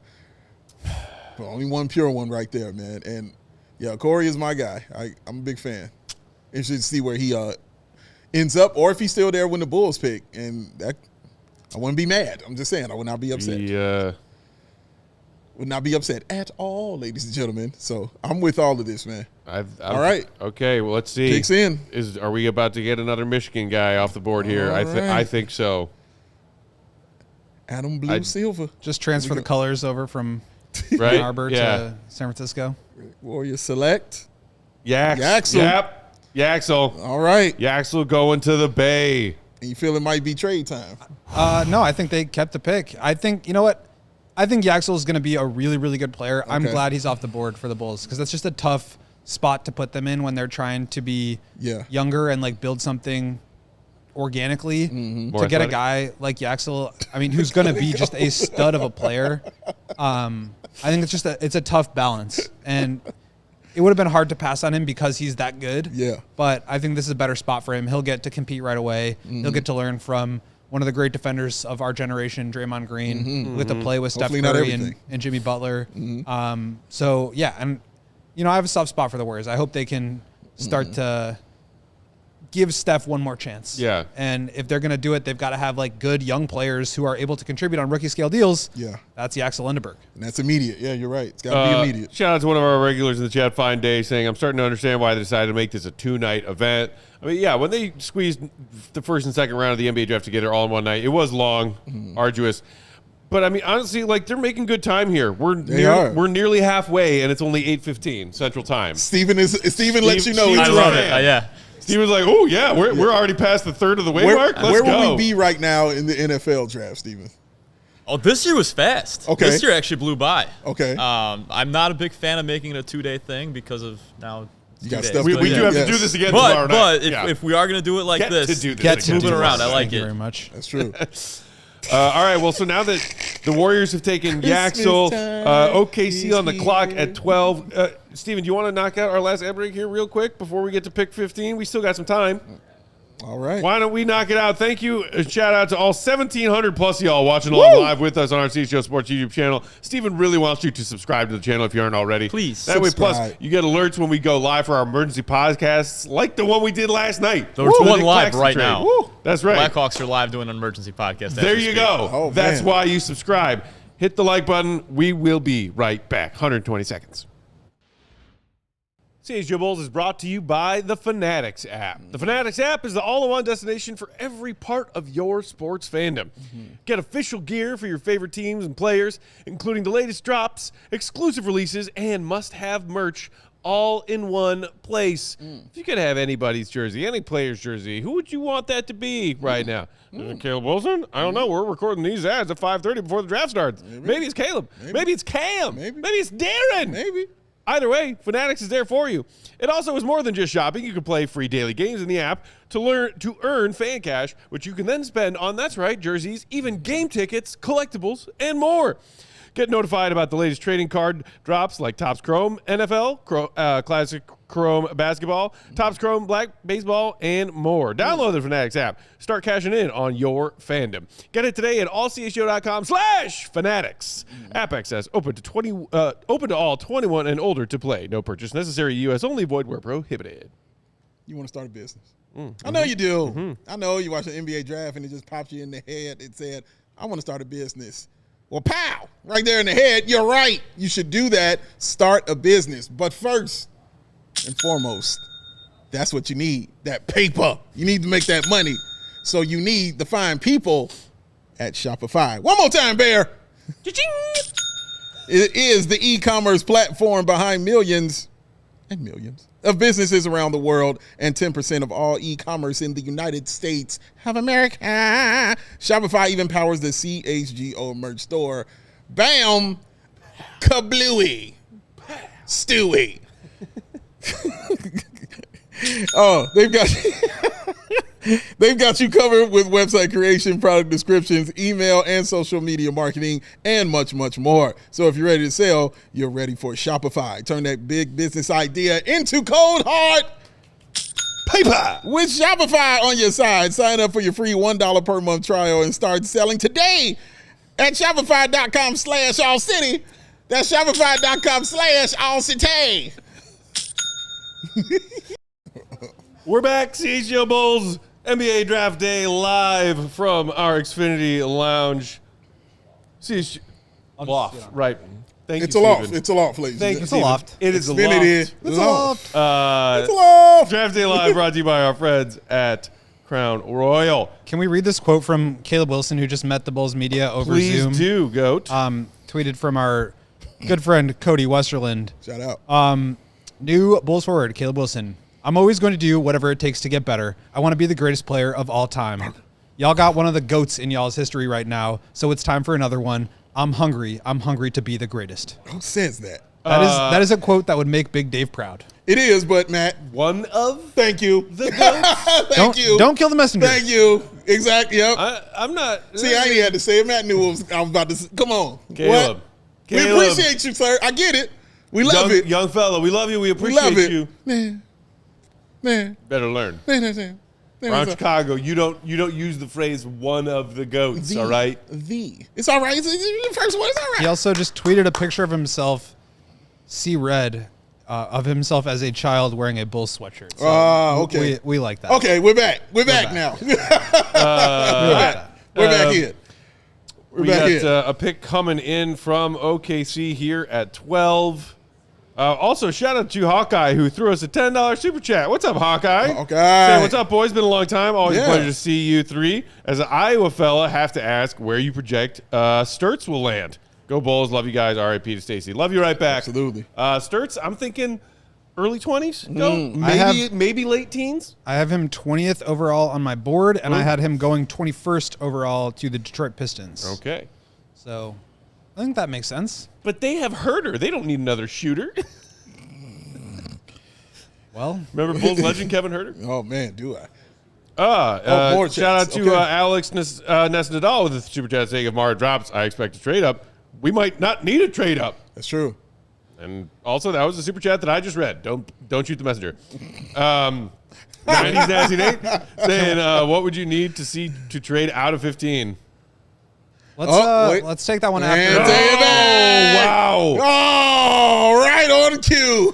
Right on cue. Aday Mara goes to the Thunder at 12. My God, they got Aday Mara next to Chet. But we just talked about it. Like, Wemby is there. Yeah. Like, you got to have another guy, right? Like, Chet was non-existent. Look at Coach. Dude. You know, what do you think? You almost had him. He just needed to fall to 30. He almost had me, Rock. I don't think he knows how the draft works yet. Well, maybe he's just happy. Maybe that was happy. So there it is. All three Michigan I know- Wolverine champions gone by pick number 12. I know Okay. he was a controversial prospect. You just cannot have enough rim protection, and he gives you that. I know he's a funky player, but he takes away the rim. He's a great passer, high IQ, high feel, moves pretty well, can catch lobs, great post game, good soft touch around the rim. Can't shoot it very well, but I think he's going to be able to develop that. And yeah, to be able to throw him and Chet at Wemby and just have that versatility with Hartenstein, who I think they're going to try to find a way to keep, although they're going to be very expensive. I mean, what an embarrassment of riches. I would have taken him as high as 5 in this draft. It's true. Wow. He's good. He's Wow, tall. wow, He's big. Wow. He's and a he problem. goes 3 picks before the Bulls are back on the clock at 15, which, of course, now begs the question, best available players on the board. Steven, you want to throw Goat's best available up there? Toss it up. Obviously, a hot name among a lot of Bulls fans who really want that wing Cameron Carr because of his very impressive measurables from the Combine, the way he showed out in that Combine scrimmage. Nate Ament, of course, still on the board, as is Dailyn Swain. The big from Washington, Hans Steinbach, who was on my big board for pick 15 in our show yesterday. Christian Anderson, Phylon, the point guard from Bama, still there, as is Sturts, who Hawkeye just mentioned in the super chat, and the New Zealander Kareem Lopez, all still available here with Miami and Charlotte on the clock before the Bulls at 15. So, Matt, the first one that comes to my mind is Steinbach.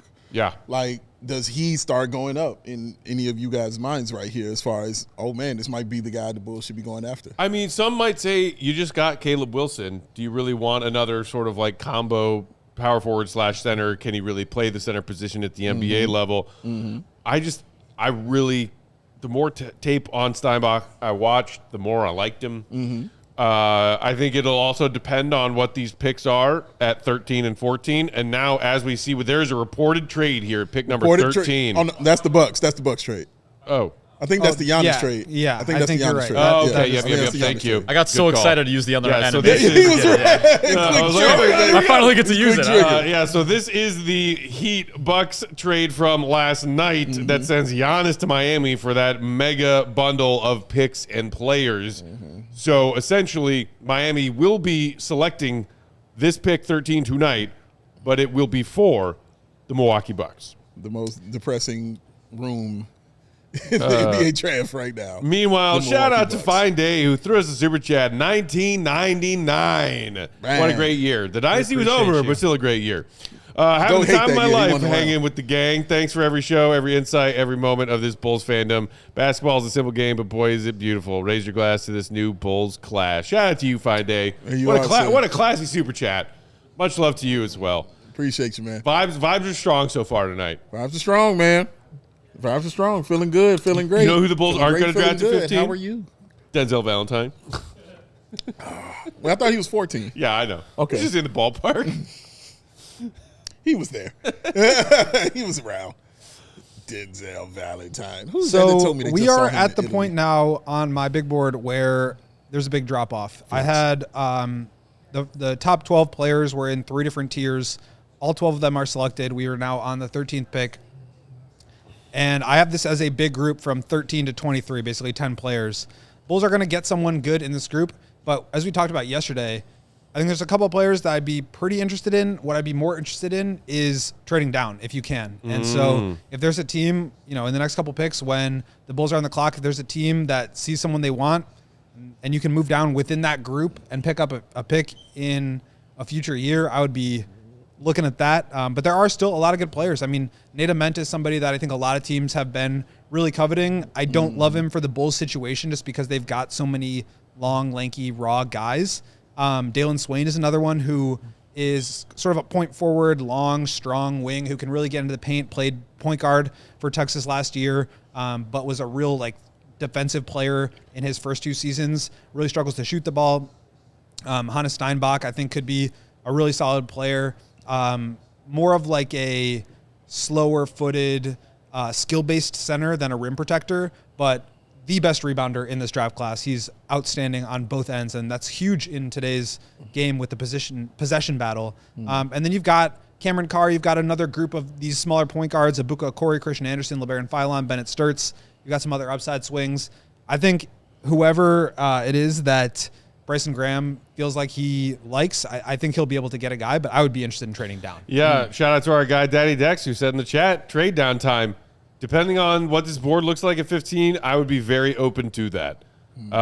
Assuming you're still keeping some kind of pick later in round 1 tonight, and then what kind of package is attached to that. Because I don't want to just trade out of the rest of this first round altogether. Right, correct. That would be Not kind at of all. like a bummer and a letdown. Not at all. But if you can trade down a few spots and collect yourself a few more assets while doing so, and still get a guy that you like and Bulls fans can be excited about, moving down and out of 15, I think that is a solid option that Bryson Graham should be considering right now, and hopefully is considering right now, with, I'm sure, what are some busy phone lines in that Bulls draft room. You better believe as they get closer and closer to being on the clock, and teams beneath them, or behind them rather, in this draft order, are calling them because they want to move up for somebody.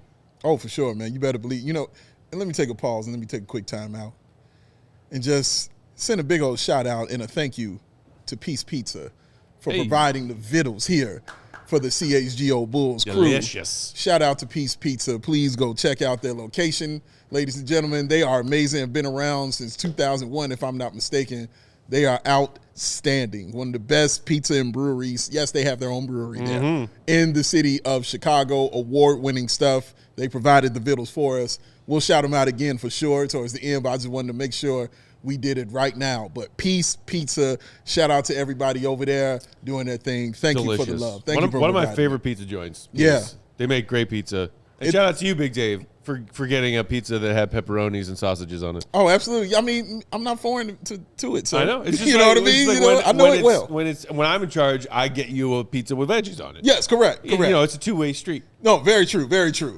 I think I do a better job. That's not true. Personally. Not at all. You know, I think because I've lived that life. I go out of my way to order you vegetarian and pescatarian dishes in places where it makes no sense to do so. See, out of his way means just looking at a menu. Okay? So please don't do this, all right?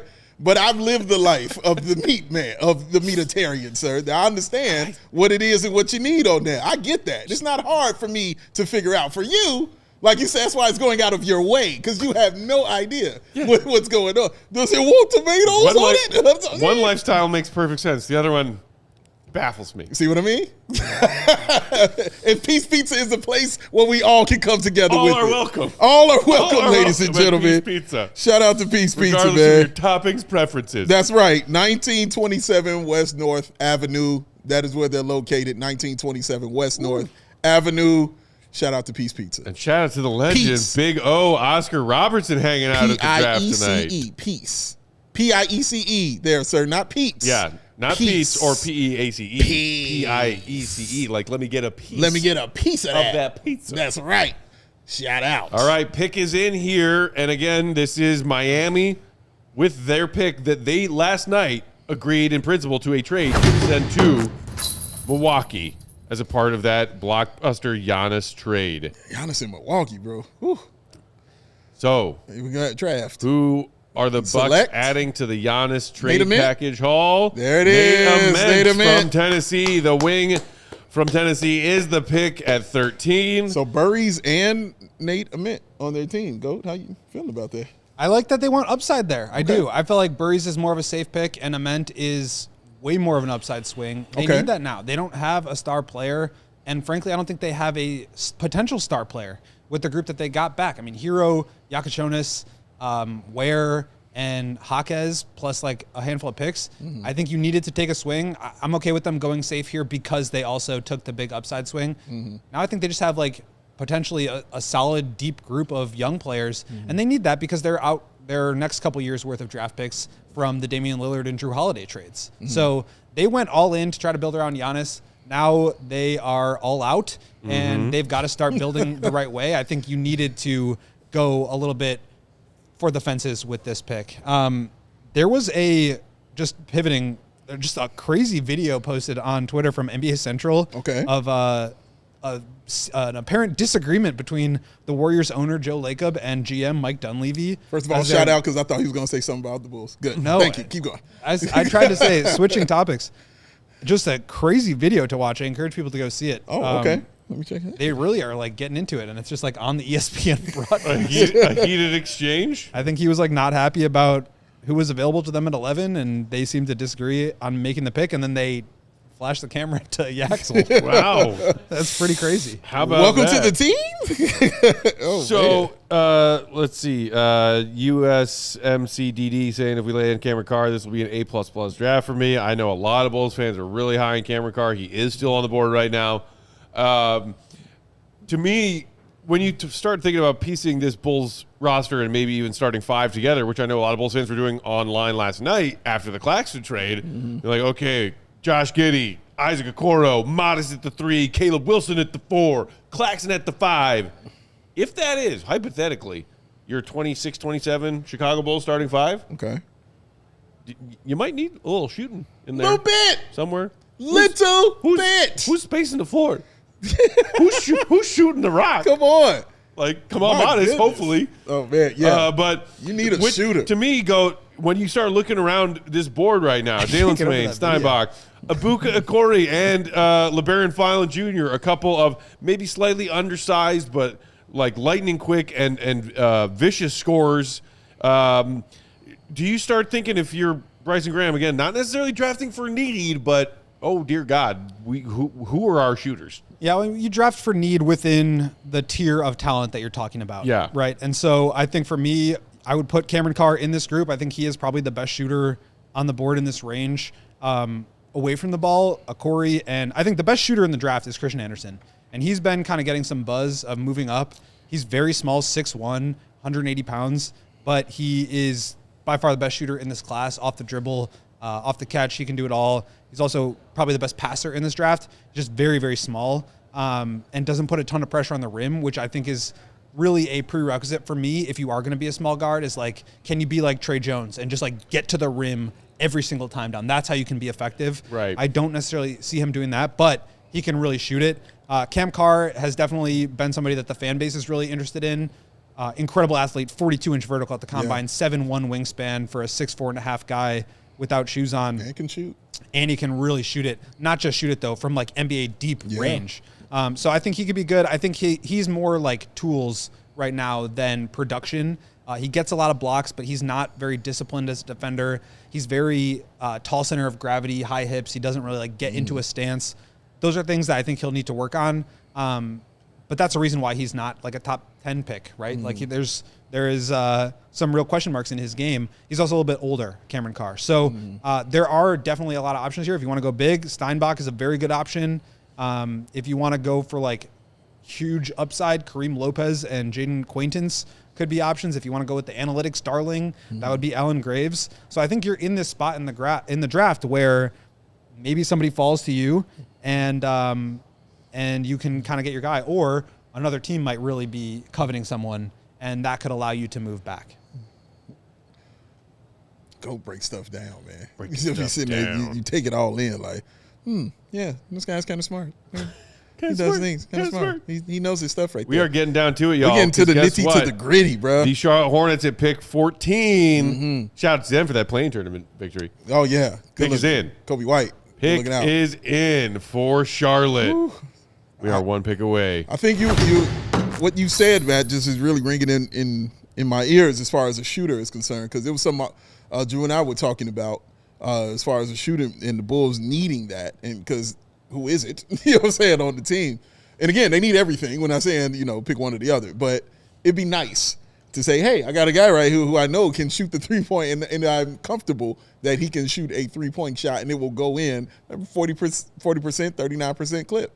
Like, that's a good feeling. And Cameron Carr just feels like he could be that kind of guy. But we'll see what Charlotte does with this pick, because I'm interested to see kind of direction they want to go in. Right. And I don't really know what they want to do, like, to be honest with you.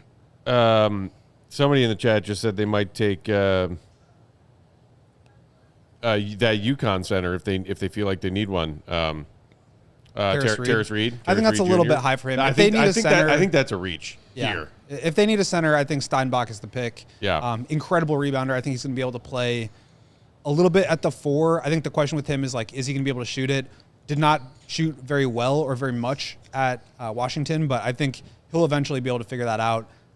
My big thing with him is he's just not a rim protector. 3.9% block rate is just not going to cut it as a 5, but, I mean, very good at walling up. He moves his feet pretty well. I think he's got a face-up game, but just the rebounding. I mean, if it's him in, like, Type 2, your boy, or Type 1, what do you Type call him? 1. Type 1. Musa Diabate. Yes. I mean, they're just going to maul on the boards. So I actually really like that fit for him. Silver Steinbach. at the podium for the I'll Hornets explain at it 14. to you later, Steven. I'll explain it to you later. I got you.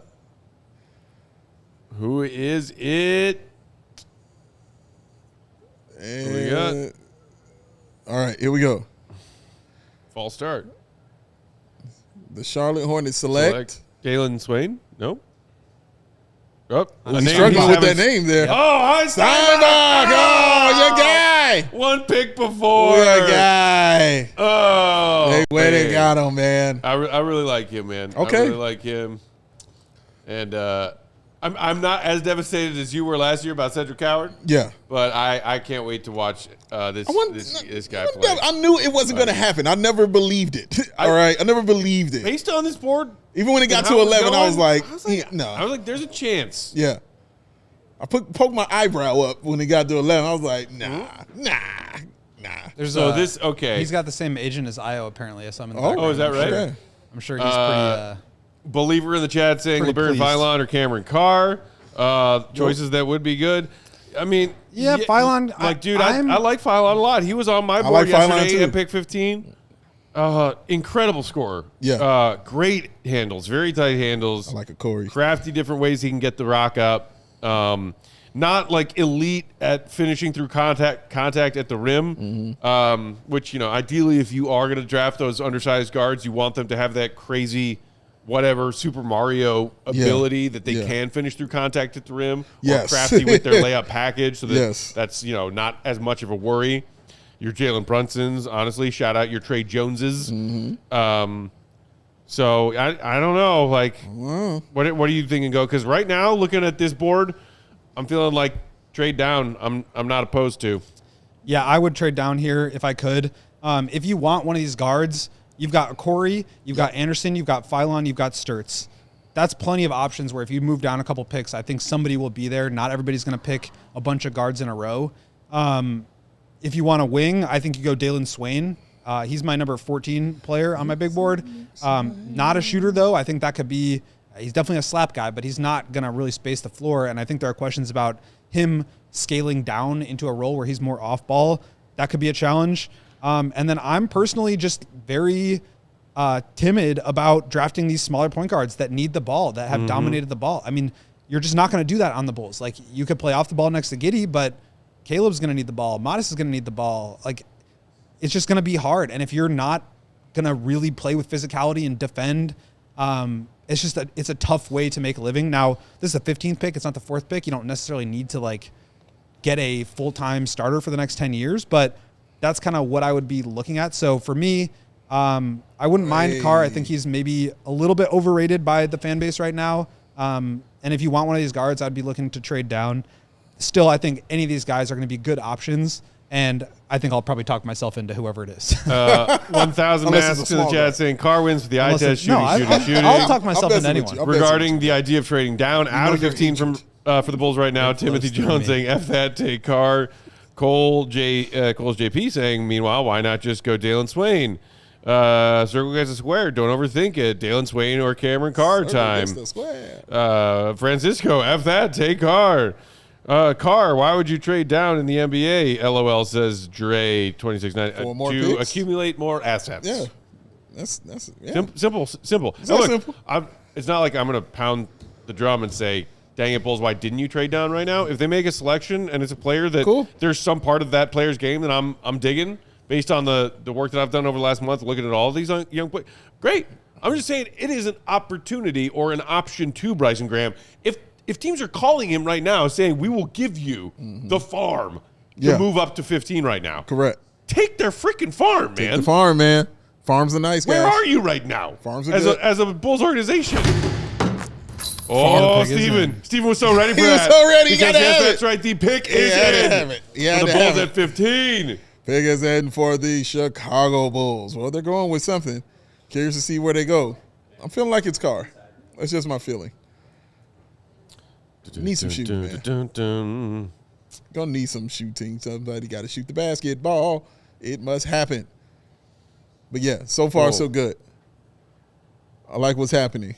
I really enjoy it.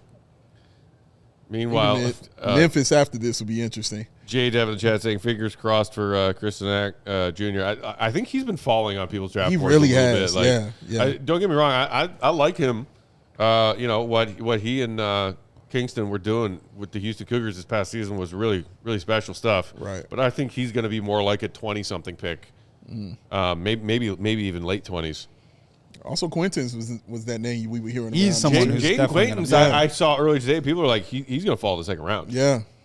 Which again, like I get when we were talking about him on our show, whatever, a few weeks ago, talking about all these different prospects. It's just a really scary red flag. It is for a young player. A little terrifying. Bulls fans tend to have a little bit of PTSD when it comes to knee injuries. Skosh. Just a little bit. Skosh. And I think it's warranted. It's very. It's a little tough, coming in there with it. It's why Michael Porter Jr. isn't here. Right. You know what I mean? Like, we're a little, on it, man. But this long commercial break with they won't announce it on commercial, right? It's killing me. That doesn't happen in the NBA, right? They won't announce during a commercial? No. Second round. Second round. Yeah, second round. Famously, Nikola Jokic Yeah. NBA would do it. was Second round goes drafted like by the this. Nuggets while a T-Bell commercial was happening. Liv Moss. Live.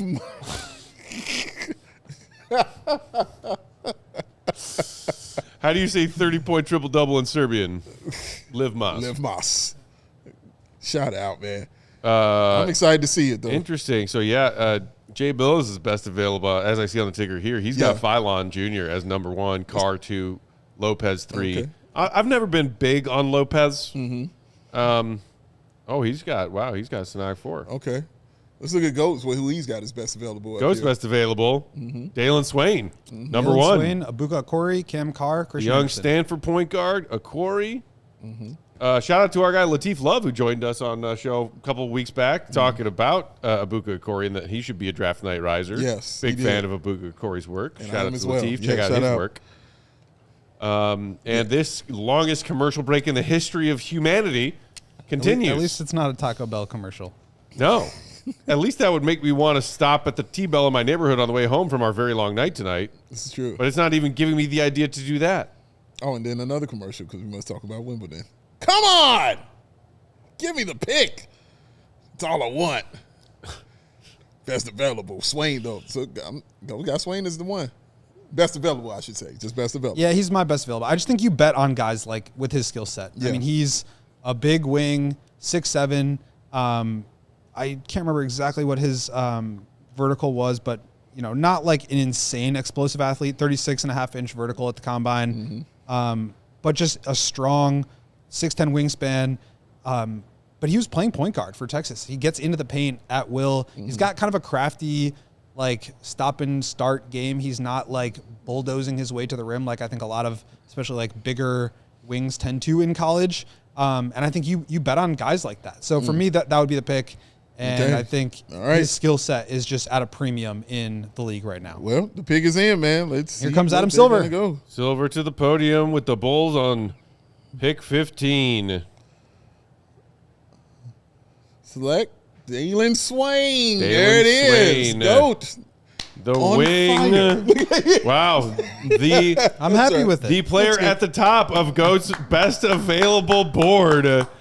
And it's Dailyn Swain to the Bulls at pick 15. Also one of my best fits of the night as well. The Man, he's wing dressed from impeccably. Texas, the junior. Wow. The tears. He'll, I mean, he's like, think about this team right now. You've got Josh Giddey, 6'9". Yep. You've got Matas Buzelis, 6'10". Caleb Wilson, 6'11". Nick Claxton, 6'11". Noah Essengay, 6'11". Come on. Dailyn Swain, 6'7". Keep talking. Just a lot of size. And he's also like, he's slim, but he's not super skinny the way Caleb and Matas are. Like, he's got some strength to him. He's got a frame that I think could put on muscle. And like, the one thing with him is he's got to learn how to shoot it. That is a real question mark for him, because if he's not going to be on the ball, he's got to be able to draw a hard closeout to really put his playmaking and driving on display. I think he'll be able to get passable. It's certainly not a broken form for me. So I think he could be a really good player, but there's work to be done there. Yeah. But I just feel like you bet on that skill set. You have to. That's how the league is working right now. So, yeah, after his first 2 years at Xavier in the Big East, obviously plays his junior year at Texas. I mean, he was a 54% shooter from the floor on 11 attempts per game, which is great. And then he did increase his three-point volume a little bit when he came to Texas. Shot 34.5% on 2.6 attempts per game, compared to when he was playing in his first two collegiate seasons with Xavier. He wasn't even taking a single three a game and shooting it at 15% as a freshman and then 25% as a sophomore.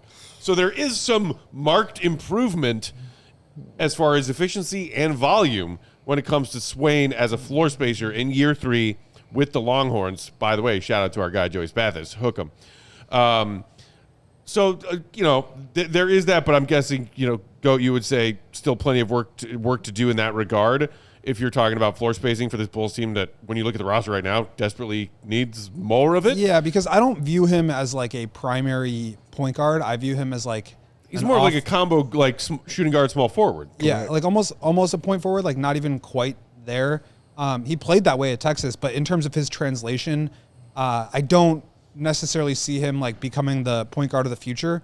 But But I think that skill set can be really valuable, especially if you're playing up tempo, you want to get downhill. Like that's a form of spacing too, is like just constantly putting pressure on the rim to where defenses have to collapse and get out and recover. And if you have good passers and playmakers and drivers around that, you can take advantage. I think when you have Matas and Noah and Caleb and Claxton diving in pick and rolls and Giddey throwing hit-ahead passes, like we don't know what the core of this team is going to ultimately look like. Right now, Bryson Graham has added 3 players, including last night's trade. So a lot of this could change, but I think his skill set is one you bet on.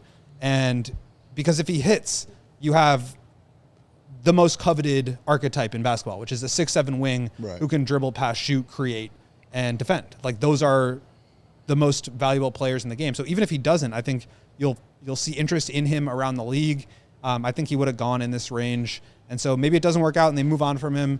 Teams will always find a reason to buy into that kind of a player. And then his shot is not busted the way that even Dailyn Terry's was coming in, where it's like Dailyn Terry had a similar skill set, big guard, gets to the rim, used his physicality, but the shot wasn't there. And then the physicality just wasn't translating to the NBA because he was so slim.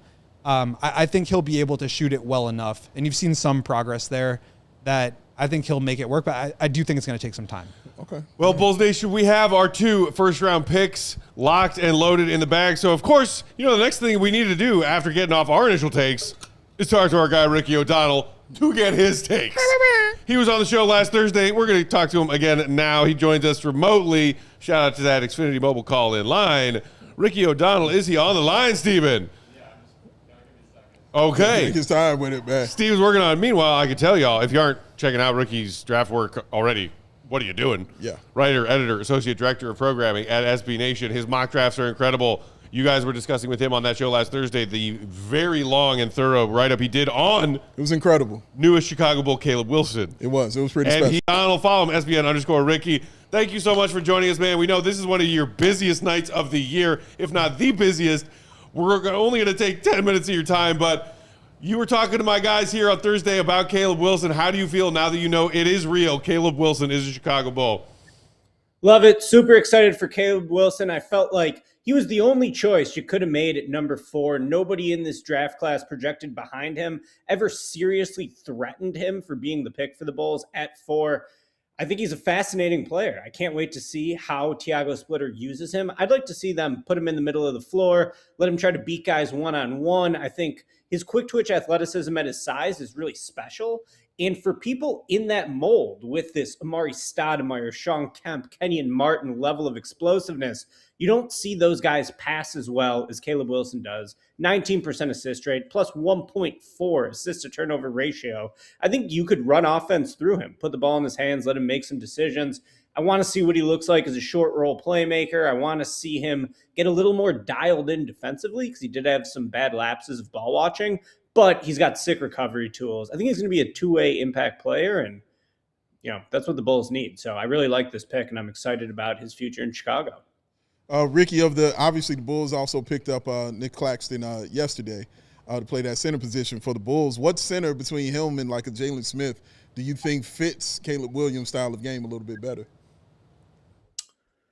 Yeah, it's interesting because I think next to Caleb Wilson, you need a primary rim protector, and Nick Claxton is a better fit in that area, but you also need a floor spacer, and I think Jalen Smith does that. So I sort of like the combination of the two of them. The reason I was a little bit lower on the Claxton addition is because I feel like if you're going to be a center who's not going to space the floor, you need to be able to rebound at an above average level. And Claxton has been a straight up terrible rebounder his last couple of years in Brooklyn. Now maybe he just needs a change of scenery, maybe getting to the Bulls with his former coach, Tiago Splitter, who was on staff during his best season with the Nets, can sort of help him get trending in the right direction again. I think Claxton is super switchable. So the Bulls could switch 1 through 5 if they play Giddey at the 1. I think that both Dailyn Swain and Noah Senge are switchable defenders too. Caleb Wilson probably going to be at his best switching. So I think that this Bulls team could really crank up the defensive pressure. They could really sort of try to force transition opportunities, get out in the open floor. Could be a pretty fun team. I think they're still pretty far away from, being a contender in the Eastern Conference. Obviously, that's not breaking news, but I think they're trending up, and that's what's important. A lot of people in the comments, Ricky, are kind of crashing out about Swain's lack of shooting Can you try to inspire some belief in the pick here? And what's just your take on it in general? Yeah, I really liked Swain all year. I mean, he gives you some, I hate to say this, I'm putting too much pressure on him, but some shades of Jimmy Butler, just with his oversized flashing, ability to get to the free throw line, high-level playmaking. I'm not saying this would be Jimmy Butler, because Butler he's a Hall of Famer. Like, he's going to go down as one of the better wings of this generation. But I think that the upside with Swain is just that he's a nasty slasher with real size. And I liked him because when he was at Xavier his first 2 years, he was one of the better wing stoppers in college basketball, I thought. Then goes to Texas as a junior, takes on a bigger offensive role, and started to grow into being a creator. Like Will said, played more of a point forward role this year. How does he fit off the ball? I'm not really sure. I saw him at the combine scrimmages. He had sort of a slow, hitchy release on his three ball. I think that's something you got to sort of work to iron out. But it's worth noting, I think he made 11 threes his first 2 years combined. And this past year, he made 32. He hit him at a 35% clip. So I don't think he's a total zero as a shooter. And I think he's really good at generating paint touches, and he's going to defend. So it's funny. It's like if they take a shooter, people are going to be like, well, you need a two-way player. And if you take a two-way player, people are going to want a better shooter. So you can't please everyone, but I think that Swain is a really good pick here. And yeah, I like the pick for the Bulls. The other thing that Bulls fans in our chat seem to be crashing out about right now, Ricky, is that they passed on Cameron Carr, the guard from Baylor, who was there on the board at 15. It looks like Bennett Sturtz, the guard and shooter from Iowa, just went off the board at 16 to Memphis. We'll see how far Carr falls on the board. Obviously, he was sort of like the Cedric Coward darling of this year's NBA draft combine. How dare you. Did you feel like Cameron Carr was maybe getting too overhyped and that there was a lot more theoretical good to Cameron Carr as opposed to draft now this young player? Hey, the measurables are great and everything. Oh my gosh, 7-foot wingspan for, a shooting guard combo small forward kind of guy. Well, what's your read on the fact that the Bulls didn't seem to be interested and passed on Cameron Carr? Yeah, I had Swain way higher on my board than Cameron Carr. I worried that Cameron Carr was a little bit of a one-trick pony, that, yeah, he was a shooting guard who could shoot threes, but can't all shooting guards shoot threes? And yeah, he had great length, but could he really defend at the point of attack? He was so skinny, and I just don't think he was a good passer or driver. So to me, he gave me some Tim Hardaway Jr. vibes, who, he's had a good career, but I don't know if I'm, loving that with the 15th pick. So I like Swain. I mean, it might be a little bit stickier of a fit in Chicago because this team has a lot of reluctant outside shooters now, but I think in the draft, you draft best player available, and then you fill your needs in free agency. So Swain had a good case as the best player available. Will knows what he's talking about. He had him as the best player available at this pick. I really liked him quite a bit as well. So yeah, I mean, he does a lot of what Ibuka Okori does, but he's 6 inches taller. Right? He's can get into the paint, generate paint touches, finish inside, spray it out to shooters. I don't know if he's really going to be a point guard in the NBA or with the Bulls, but I like him, add him to this mix. And we're playing wing ball, baby, between Matas, Caleb, Esenge, Leonard Miller, Dailyn Swain. The Bulls got length everywhere, and hopefully they can shore up the middle in free agency. With the players that they've drafted and including Claxton that they brought in, and trust me, I understand they need help on both sides of the ball. But what side of the ball do you feel they made more of an advancement on? The offensive side of the ball, defensive side of the ball? Yeah, I think, Billy Donovan was really good at leaning into transition opportunities, and I hope that Splitter sort of copies that, because I do worry that this team might have some trouble scoring in the half court. They're not going to have a lot of floor spacing. I like starting Jalen Smith. I mean, by the spreadsheets, Jalen Smith was a top 100 player in the league last year. I think he's super overrated. He just had a big impact on the Bulls because he rebounds hard, because he spaces the floor, takes a lot of threes for a center. So I think that he could really help unclog the half-court offense. I'm a big Jalen Smith guy, so I would like to see that. But I think it's nice to have Claxton, too, being a different level component. I probably wouldn't have liked Claxton if this was a free agent signing, but you get him for 2 years. You could always trade him as an expiring contract, so it's not the worst thing in the world. And hopefully he regains his athleticism and his level of fitness, because he was a pretty special rim protector back at his peak a couple years ago, only 27. So I think that the Bulls, they're probably are they a better offense team or defense team? I'm going to say they're going to be at their best in transition.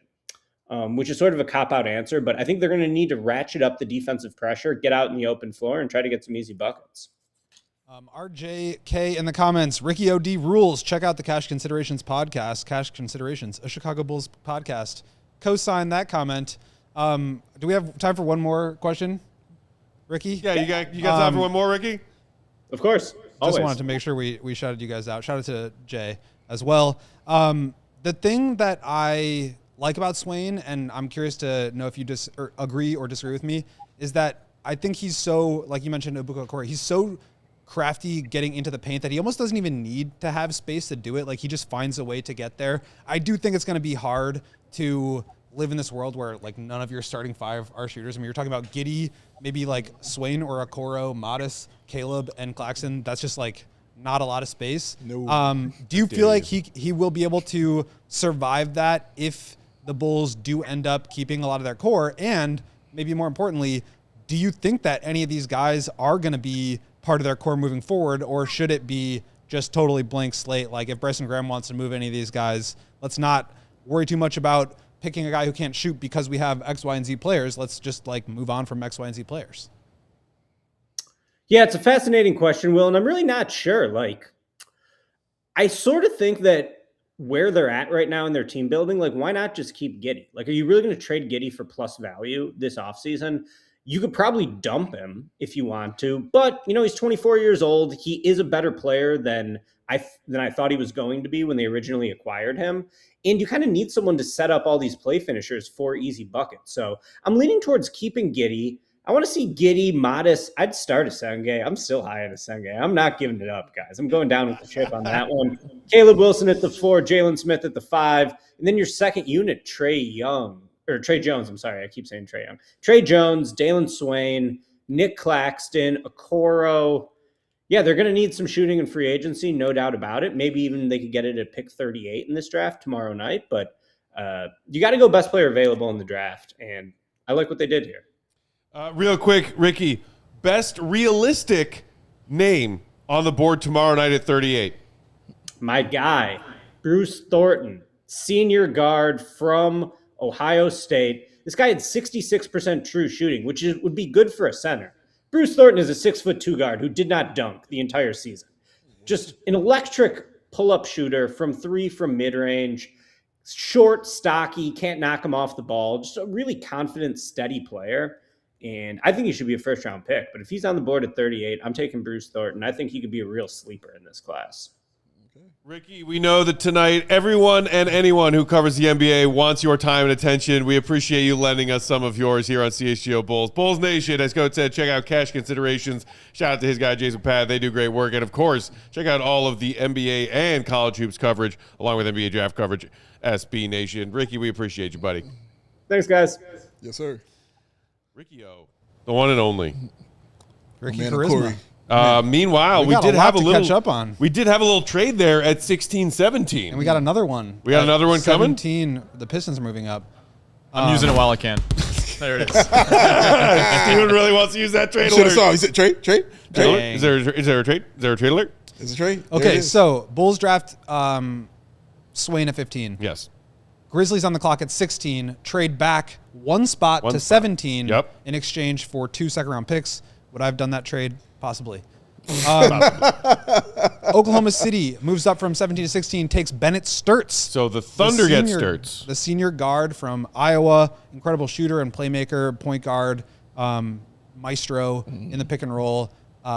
Probably is going to struggle defensively at the next level, but just a super smart player. I think he'll find a way to succeed. Sure. And then with the 17th pick, the Grizzlies are back at it again, moving down to 21. Pistons moving up. Your boy, Dave. Ibuka Okoro is the pick. Don't know the return yet on that deal. like it. Sorry if I jumped the broadcast here. Wait, so the Pistons just got a Corey? Pistons Yeah. are moving up for Okoro, which is a really nice get for them. I think Juicy. he really solves Very their nice. problems. Yeah. Yes, he does. And That Yes, could he help does. their The half-court Grizzlies- offense a lot. The Grizzlies are making me jealous with all these trade downs. We'll see what they actually get for it. If it's just like a handful of seconds, I'm not too We already have worried those. about it. Shout out AK. Yeah, seriously. But 2 handfuls. but I like the process. I like the process. Yeah, fair. Like the process. Okay, all right. But Yeah. you know what? I do really like Swain. Like I saw someone in the comments say that I was questioning my ranking of him. I don't at all. I think like he's not somebody that I would view as a top 10 player, but I think getting him outside of that range, outside the lottery, is really good value. Like I said, I mean, these players just do not grow on trees. 6'7" wings who can put pressure on the rim and defend at a high level. I mean, those are the guys you want to build around. That's what Bryson Graham said he wanted was size, athleticism, physicality, length. He's got all those things. And if you can develop a jump shot, then you've got yourself a real stew going, as Big Dave likes to say. So this roster is going to change. I think the idea that they're just fine-tuning the roster that Arturas put together is, I mean, maybe that happens in the short term. I just can't see that being the long-term plan, is like, let's build around Giddey and Matas. I just don't. Maybe it turns out, I doubt it. So they need to add shooting for sure. But I also think if you look at Bryson Graham's drafting history, it's been guys like Herb Jones and Nickeil Alexander-Walker and trying to develop them into shooters and having the belief in your player development. Now the Bulls probably need a shooting coach. That would help. But I think that is probably the philosophy that they're going with, because Caleb is too talented to pass up at 4 despite not having a shot. But it's not like that's your roster is now solved and you've got to build around him. I think they're still very far away. Much more to do. And that was really my whole point with the Nick Claxton thing, is I just think they're still a ways away. And so if you're thinking about building the perfect starting lineup with your group, I think you're kind of missing the point, because this team is going to have to be built out over multiple years. And so who knows if those guys are even still on the roster. But I think what we do know right now is that the guys that Bryson Graham brought in tonight are going to be 2 of the cornerstones that he's building around. That's what he said. And it makes sense. You're getting 2 really talented wings that, if they can develop shots, can be super dangerous in this league. Dangerous. I like that word, and that makes me excited going forward. And yes, for me, it's about Caleb Wilson as far as the build around is concerned. I mean, Matas, I think, is in there as well when we're talking about it, but the guys coming in because the culture is now changed. Like, things are going to be just a little bit different. I expect those practices to be tougher. I expect them to be harder and much more competitive going at it. And along with Tiago Splitter as your coach, like, they're not just doing this for their health, man. Like, they out here trying to make these moves properly. And just having a guy like Caleb, knowing I can just depend, it removes extra worry and concern that I don't have to worry about. I know he's going to have the players lined up and ready to go, even as a rookie. And just by the way he does it, you know what I'm saying? Not even by his words, just by his actions and the way he does it, man. Things going to be a little bit different, man. My man said fun bad is back. You better believe it. You better believe it. Back with a vengeance, my friend. I can't wait to watch this. And that's why I was asking Ricky, like, what advancement did he see more on the offensive side, defensive side of the ball? Because honestly, I want to see both, because I can see the argument for both. I can see the argument for the offense, just as he said. He called it a cop-out answer. I didn't think it was one. I think that's the right one. Transition. Like, those dudes going to be running. That's what's going to happen, and it's going to start on the defensive end. Like, you've got two for real. Well, now 3 legit shot blockers out there on the team, man, when you're throwing Claxton and Wilson and Matas out there. Those are 3 legit shot blockers, and those dudes block shots to get out and run. That's why they block those shots. So it's going to be very fun to watch that happen, get those shots blocked, and then get out in transition and watch a ton of alley-oops and athleticism happen. That is what I'm here for if I'm going to be watching losing basketball, is to watch just fun. Like, I'm okay with the losses. They're going to come, but they're going to try to do their best to stay level. But if that's going to be the case, guys, I'm going to want some fun, explosive things that I get to watch highlights of over and over again and sit in this chair and talk about for a whole hour, because I'm just be excited about it. And we got another pick in here, Steven, at 18, and Charlotte Hornets again. Christian Anderson. That's the pick. That's your boy. You just talked about after taking Hannes Steinbach. Yeah. I like this. I wonder what they are going to do with Kobe now. Yes. Because they have LaMelo Ball, they've got Con Knippel, they've got Brandon Miller, and now they got Kobe is Christian due Anderson. a big payday. Kobe is due a big payday. So, check. I mean, I like Anderson's talent a lot, but he's like the epitome of everything that I have concerns about when it comes to small guards. It's like unreal talent, can shoot it from anywhere, best shooter in this class, great passer, but he's just not. I mean, look how he compares to Adam Silver on the podium. He's much smaller. That is small. And Adam Silver is like a stick figure. Yeah, so I think he's going to struggle getting into the paint and making plays. I do think he's going to be able to shoot it from anywhere over screens, but like, if your whole thing is just like making tough shots over pick and roll, it's a tough way to make a living. So I find those guys to be challenging when I think about like how I would want to build a roster. I don't know what the right answer is, but man, he's just so good in the pick and roll. And I think having a really good backup point guard to LaMelo, who misses a lot of time often, is a Great wise point. thing for them. So Yeah. I know the Bulls were kind of rumored to be interested in him. I know he worked out for the Bulls, so I thought that could have been a possibility. But for me, I would much rather have the 6'7" wing, who hopefully you can teach how to shoot, rather than the 6'1" guard who's already a great shooter, but you're not going to teach him how to be 6'7". Yeah, you hate small guards. We get it, good. Yeah. We understand. Meanwhile, shout out to ISO Noah, who threw us a super chat. Appreciate you, ISO Noah, saying, I'm going to trust the process, but man, did I get that P will feel. Oh, come on now. Come on, listen, After he's this out of pick. here. But they did say his defense is nice. This is a rebuild, so let's see. Hey, I get that there's maybe some sort of underwhelming feeling for some Bulls fans with Dailyn Swain. Yeah, Maybe you didn't like him when you looked at him. Maybe you didn't look at him, and you just wanted someone else. That's a great point. Parentheses, Cameron Carr. That's a I great feel like point. there is a gigantic portion of this fan base right now that is pissed that Cameron Carr was on the board and the Bulls they're didn't what take him. now? Pissed. Okay, yeah, well done. I also Luckily- think that you can be a prisoner of the moment when you see a player like that make the noise that they made Sure. in one scrimmage and going like this and like this at a combine. Like, don't get me wrong. I got sucked in too for a little bit. But the more I watched and the more I listened to people who are smarter than I am, Yeah. I was like, okay, there are some holes here. Yeah. And there's a lot of wishing and hoping in how great Cameron Carr could be. And there's the player he is right now. Yeah. And look, I'm not doubting that he could turn into some great player in the NBA. I'm saying don't be a prisoner of the moment and be livid tonight. We have Caleb Wilson. Yeah. We have Dailyn Swain. Bang. We'll see. We'll see. great- We We'll got see. another Great day. place. When it comes to who's Yes. the better NBA player, Dailyn Swain or Cameron Carr, why don't we all wait about 5 years and then revisit that conversation? Maybe a it great won't way to take do 5 it. years. Maybe it'll take 2 or 3. Yeah. But I'm just saying that it's not worth ruining your evening. No. It's been a really awesome evening. Also, like same seriously. time, as someone who's had many of his evenings ruined by being a Bulls fan, Bulls fan, how you want a Bulls fan. If you want to be pissed tonight for whatever reason, be pissed tonight. I don't care. Do your thing. No, I think they came away with the right talent. I think if the Bulls had taken Carr, I would have felt like they were leaving a better player on the table. The skill stuff is going to have to come around for sure. I'm not denying that. But I think Carr's like the idea of him is probably better than the reality of him. And I think that's true for a lot of guys. Like Chris Snack, however you pronounce his name, I think is like that too, where it's like, wow, 7'5" wingspan. This guy's almost 7 feet tall. Yeah. He can shoot.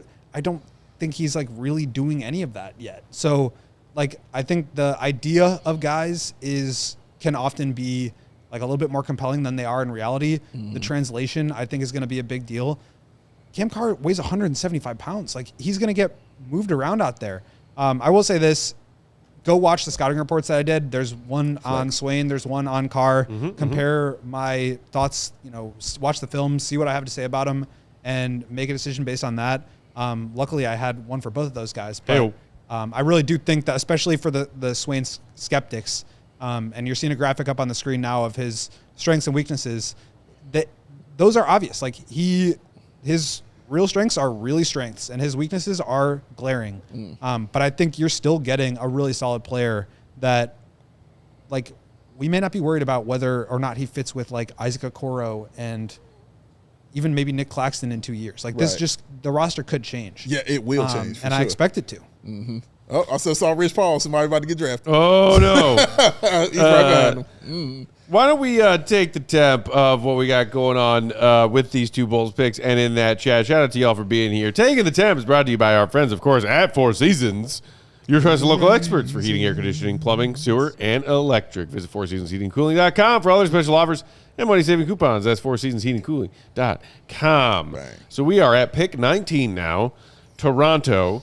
Do we think that Bryson Graham has anything remaining up his sleeve? My guess is he's not going to step away and push off from that desk and step Right. out of that desk chair and hang up all of his various phones Oh, he's not going home. until pick 30 is being announced by Adam Silver. Correct.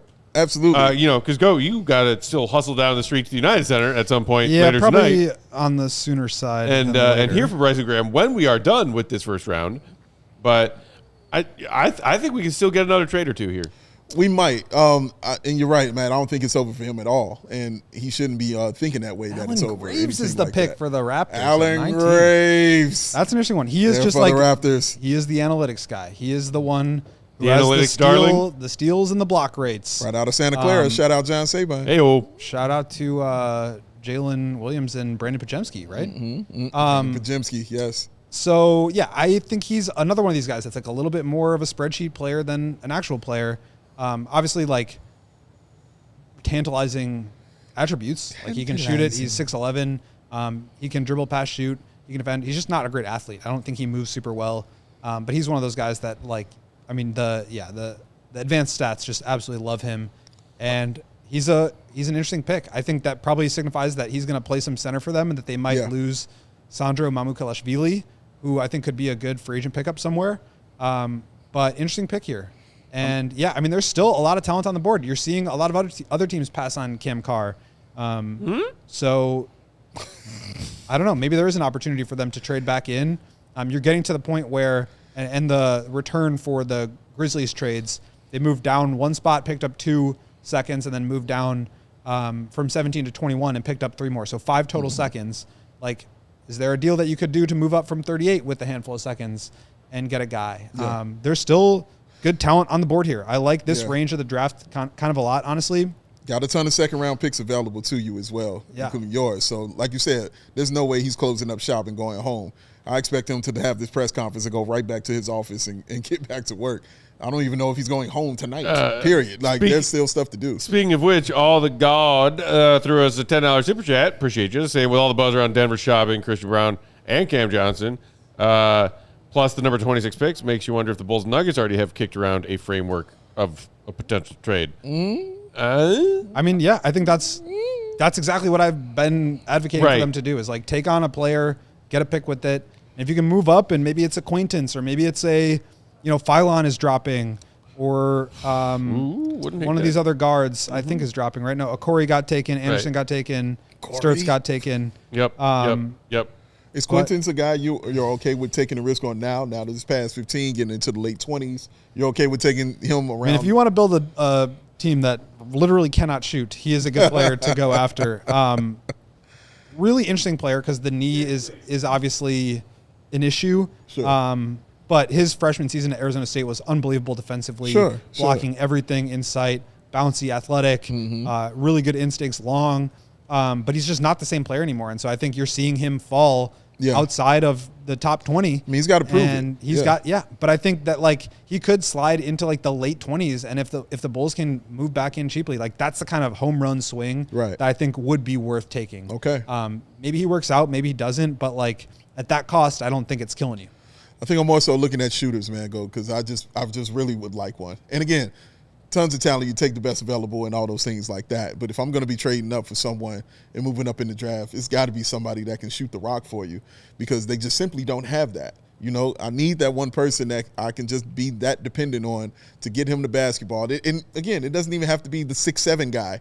You know what I mean? Anything like that. If you got a 6'2" guy out there that is shooting in the high 40s, like 42%, 40%, great. But if you're going to give me somebody 6'5", 6'7" who's shooting like 38%, fine, I'm cool with that too. But I need just somebody who is dependable when you're getting them to rock. And I know when he walks into camp for the Chicago Bulls, that's what he does, regardless of anything.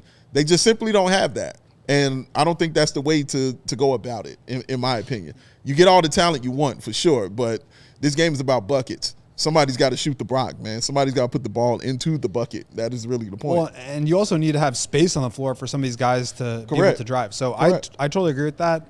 And I think that's a real issue with this team right now, which is another reason why, everybody hated on Vooch for all these years, but he opened up the floor. And I think that there's value in having a floor spacing 5. Maybe it's Jalen Smith. Maybe it's someone else. Maybe there's other moves to be made. Again, we don't know. How much surgery it's not done. Bryson is about to do to this roster. Correct. But all you can do is get the best talent in the door and figure out the rest later. Yeah. And I would not be worried about how do we maximize, these guys for today. I would be worried about how can we get the most skill in the door so that we can be maximized later. Mm-hmm. Yeah, you're playing for the future, man. That's what it's about. But in the meantime, between time, I want fun. Yes, absolutely. What fun. All right. Did you guys get Wake to up. this? Hey, he's asleep. Hey, Green Hey, Or hey. maybe he's deep in thought like our commander in chief. Did we get to damn dad super chat yet, Steven? Dad, damn it. There it is. If Caleb or Swain could shoot, I would like the combo of picks. Teams will load up at the paint. P.S. P. Will making more than Leonard Miller in this world is hilarious. Clearly looking at the Bulls under contract sidebar there. Shout out to you, Steven. Yes, a good deal, bit more money. Pat's 18, Leonard Miller team option for just a very modest 2.4. Yeah, can you bring that up, Steven? That just make that bigger. Just looking at the contract. Oh, the Bulls under contract next year? I'm just taking a look because I'm trying to remind myself who's here. Oh, right. God, number 3. So Claxton becomes the second highest paid player on the roster next season, assuming that trade does go through eventually once the moratorium's lifted, behind Josh Giddey. Yeah, P. Will at 18, Okoro at nearly $12 million. He will be on an expiring deal entering next season, as will Jalen Smith, right, Go? Right. Yep. At just shy of 10. Trey Jones, Dillingham, Matas, Noah, and Leonard Miller. Okay. And then, of course, now adding to that on rookie scale contracts, that'll be slightly different based on where they were selected, Caleb Wilson and Dailyn Swain. Yeah. All right, guys, I think I'm going to head You out got to go? after this pick. Goat's maybe. got to go because he's got to go check in with Bryson Graham Gotta down be the professional. street.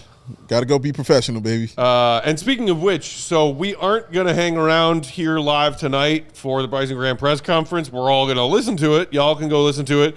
We're going to have a live show for y'all tomorrow at 11 a.m. Central Time to break down what we heard from Bryson Graham tonight, talking about these two selections he made and maybe any other action he does between now and pick 30. Things can happen. So that's our plan for tomorrow. And then, of course, we will, in addition to that 11 a.m. show reaction to tonight's press conference with Bryson, be right back here at 7 p.m. again for round 2. So we can do this all over again. Bang. That's what we do. That's how we roll. All right, guys. All right. All right, Goat's going to we'll go. go Gottlieb. Appreciate you, buddy.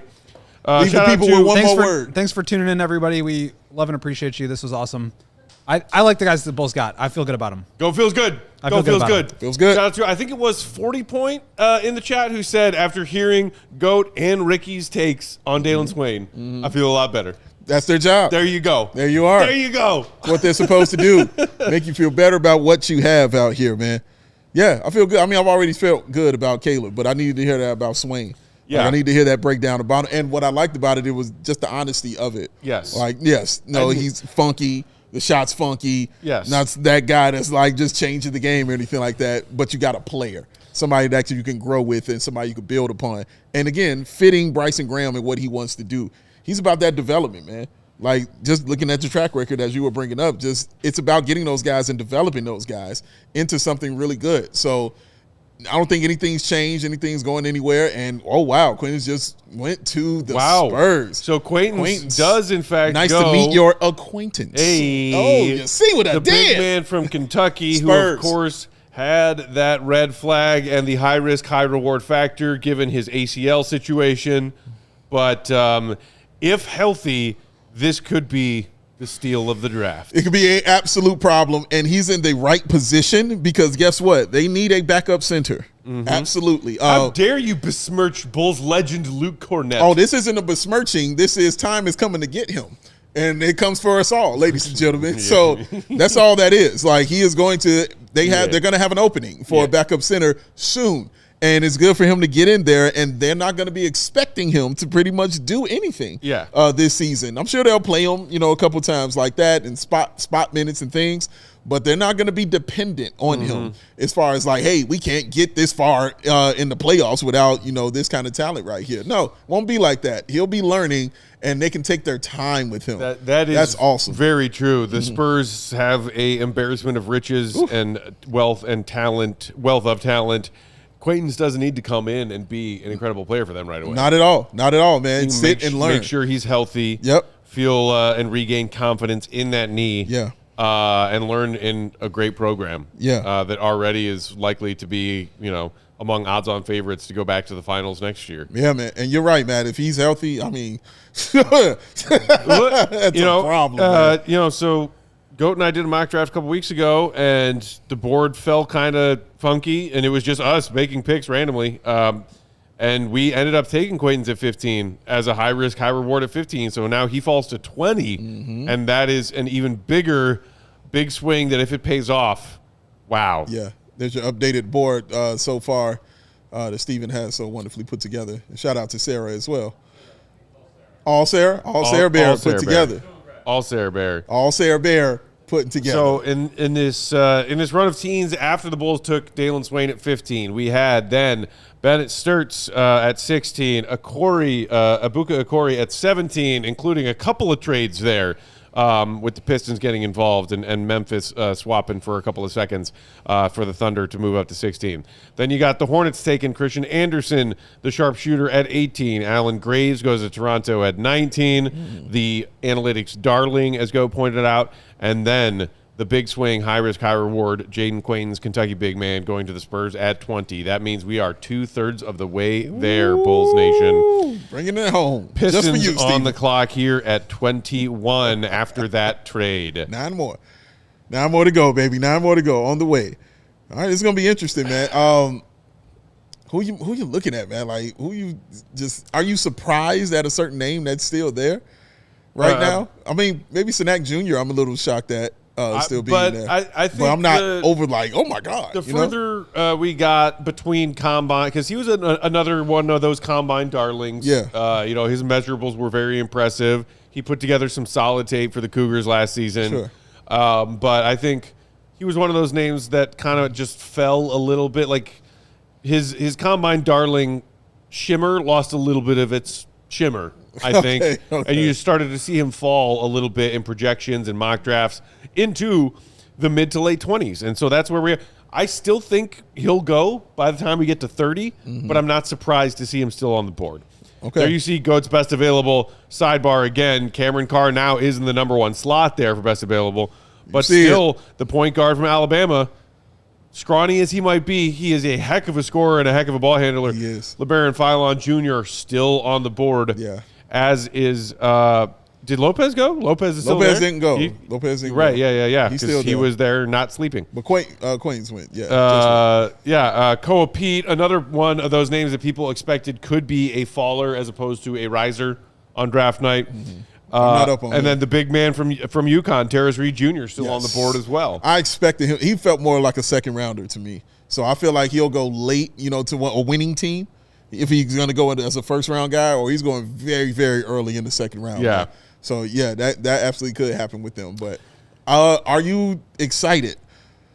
Is it more excitement or interested to hear what Bryson Graham has to say? I'm curious. Curious. Okay. All right. I mean, excited? Sure, I guess.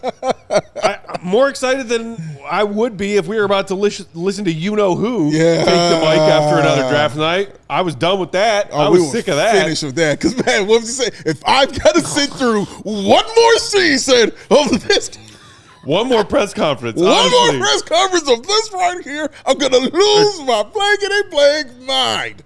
This is what he said. I Thank blanked goodness. it out for you, Steve. After You're welcome. After this I got you. past I got season's you. trade deadline, I was like, I should never have to listen to that man speak ever again. And you were thank right. goodness I was right. Yeah. And I got what I wanted. Yes.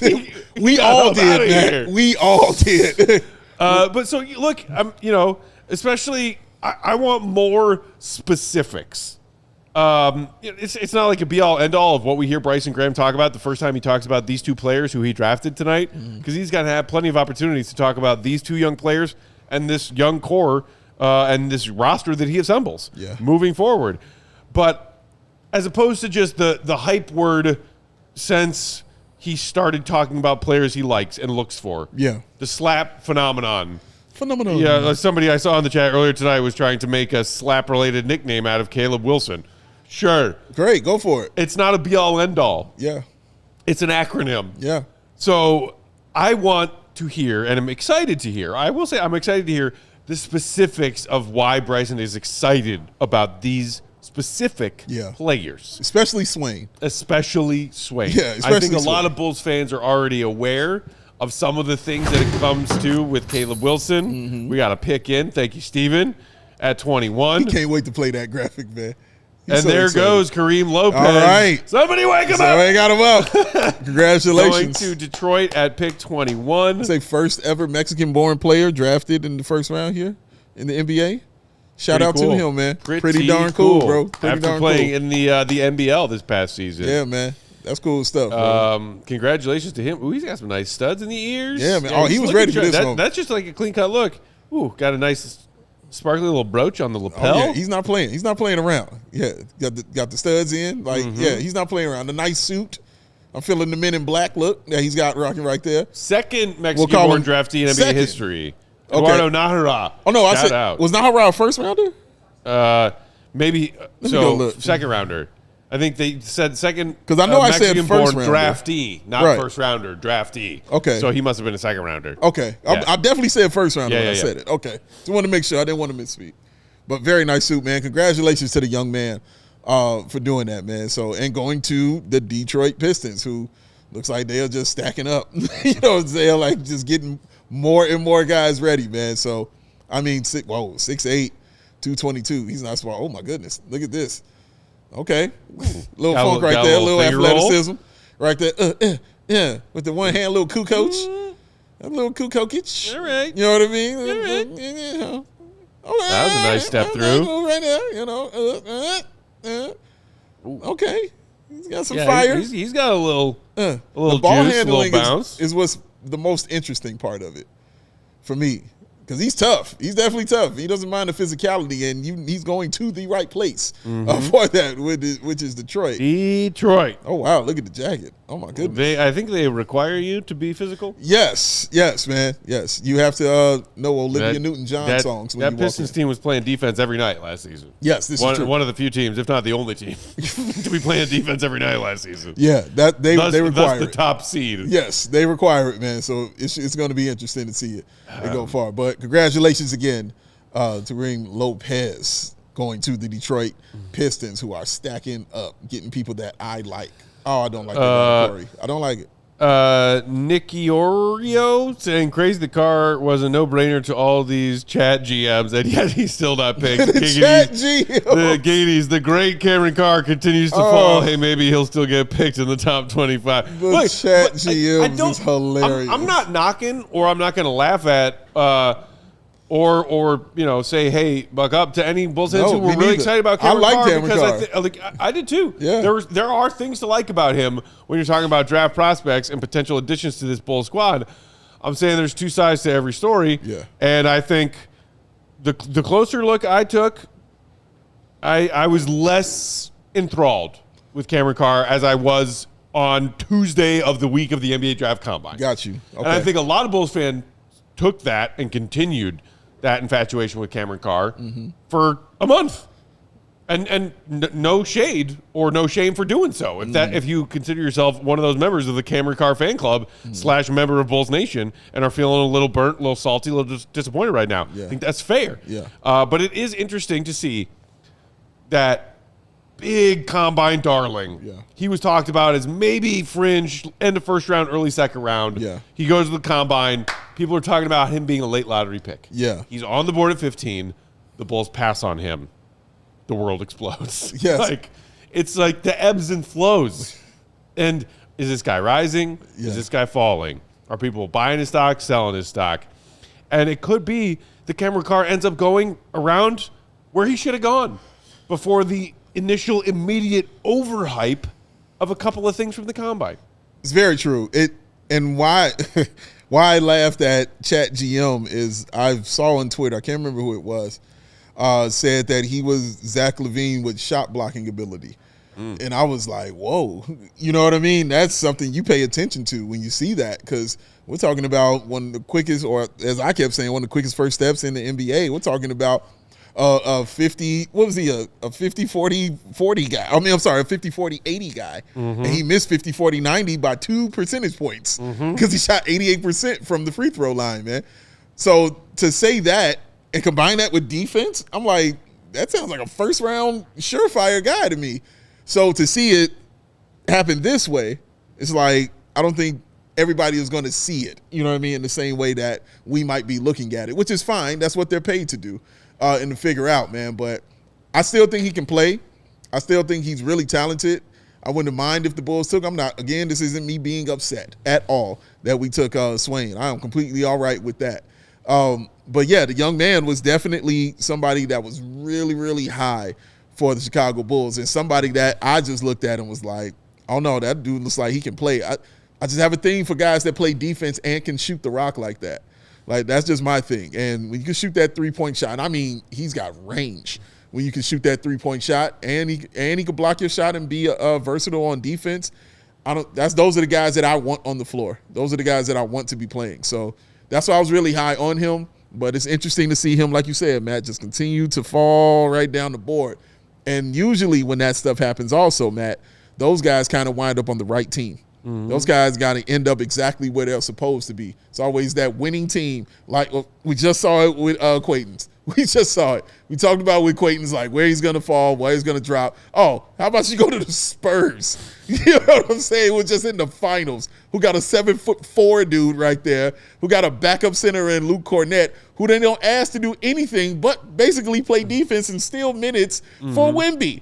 Can you do that, Quaintance? Yeah, I think I can do that a little bit. Great. Come on in. And matter of fact, I'm not even going to ask you to be doing it like that your first year. Yeah. Like, yeah, so Carr could still honestly end up in a great situation for him and his career.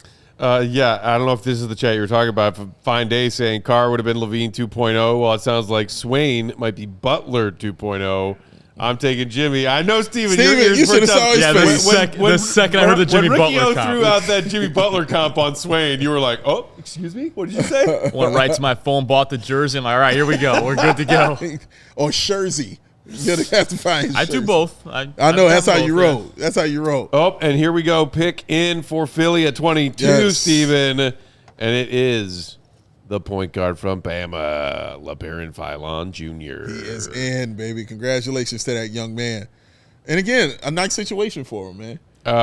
And, going to a Philly team that, regardless of what happens with the future of aging vets like Paul George and Joel Embiid, you got Maxey there. You got a lot of other young talent VJ Edgecombe. My goodness, VJ Edgecombe. What an incredible rookie year he had. Oh, my God, bro. That's an interesting, juicy pick to add to that Philly team. I'm curious what our friends over at PHLY are thinking about this pick. Yeah. They might be thinking, holy crap, I can't believe Philon fell to us all the way at 22. They might be doing cartwheels right now. No, seriously, man. Again, you got a guy that is coming in off the bench. A guy that's coming in to back up either VJ Edgecombe or is going to come in for Maxey. Either way, he can play both of that. And just incredibly talented, incredibly skilled. And I like when guys like that land on teams like this where they get a chance to grow and they get a chance to take their time and everything is not going to be expected to be on them immediately. They get to, be more comfortable and showcase themselves a little bit more. So, yeah, man, like he plays with true confidence when he's out there on the floor. He's a nightmare in the open space on the floor because that pick and roll is just disgusting because of the passing ability that he has. But look at that finish through. Oh snap! Okay, yeah. Okay, they're talking about it. Yeah. Yes, and athleticism. Yes, that is correct. All of these things. Lane, takes it to the house. Look at him, man. Like, reverse layup. Now, can't you just see this with Maxey? Like, just oh my goodness, are you can't kidding you see me? it? Yes, on the floor. Absolutely. That's going to be fun. He was one of my late loves. Like in the long process of looking at draft projects, he was my late summer fling. I was like, if Bryson goes Philon Jr. at 15, I think I could get on board with that because there's a lot about this kid's game that I like. I'm not mad at you. And I was just showing on that the improvement from year to year, man, from the field goal percentage all the way to the 3-point percentage. Like, had a heck of a year, bro. I mean, he was 50-40-80 this past season. Yeah, incredible stuff, in college, that's big time. Big time stuff. All right, Atlanta's on the clock at the 23 pick. And then those bum-ass Knicks are there at the congratulations for them. Why are they showing Knicks highlights? Yeah, we got to see all this, man. It ain't necessary. Give the Hawks their due. The Hawks are on the clock. The Hawks right on the now, clock. Not the Knicks. Talk about the Hawks, all right? They're the ones on the clock. Talk about the Knicks when it's their time. Good. All right? Yes, this is hatred. Gross.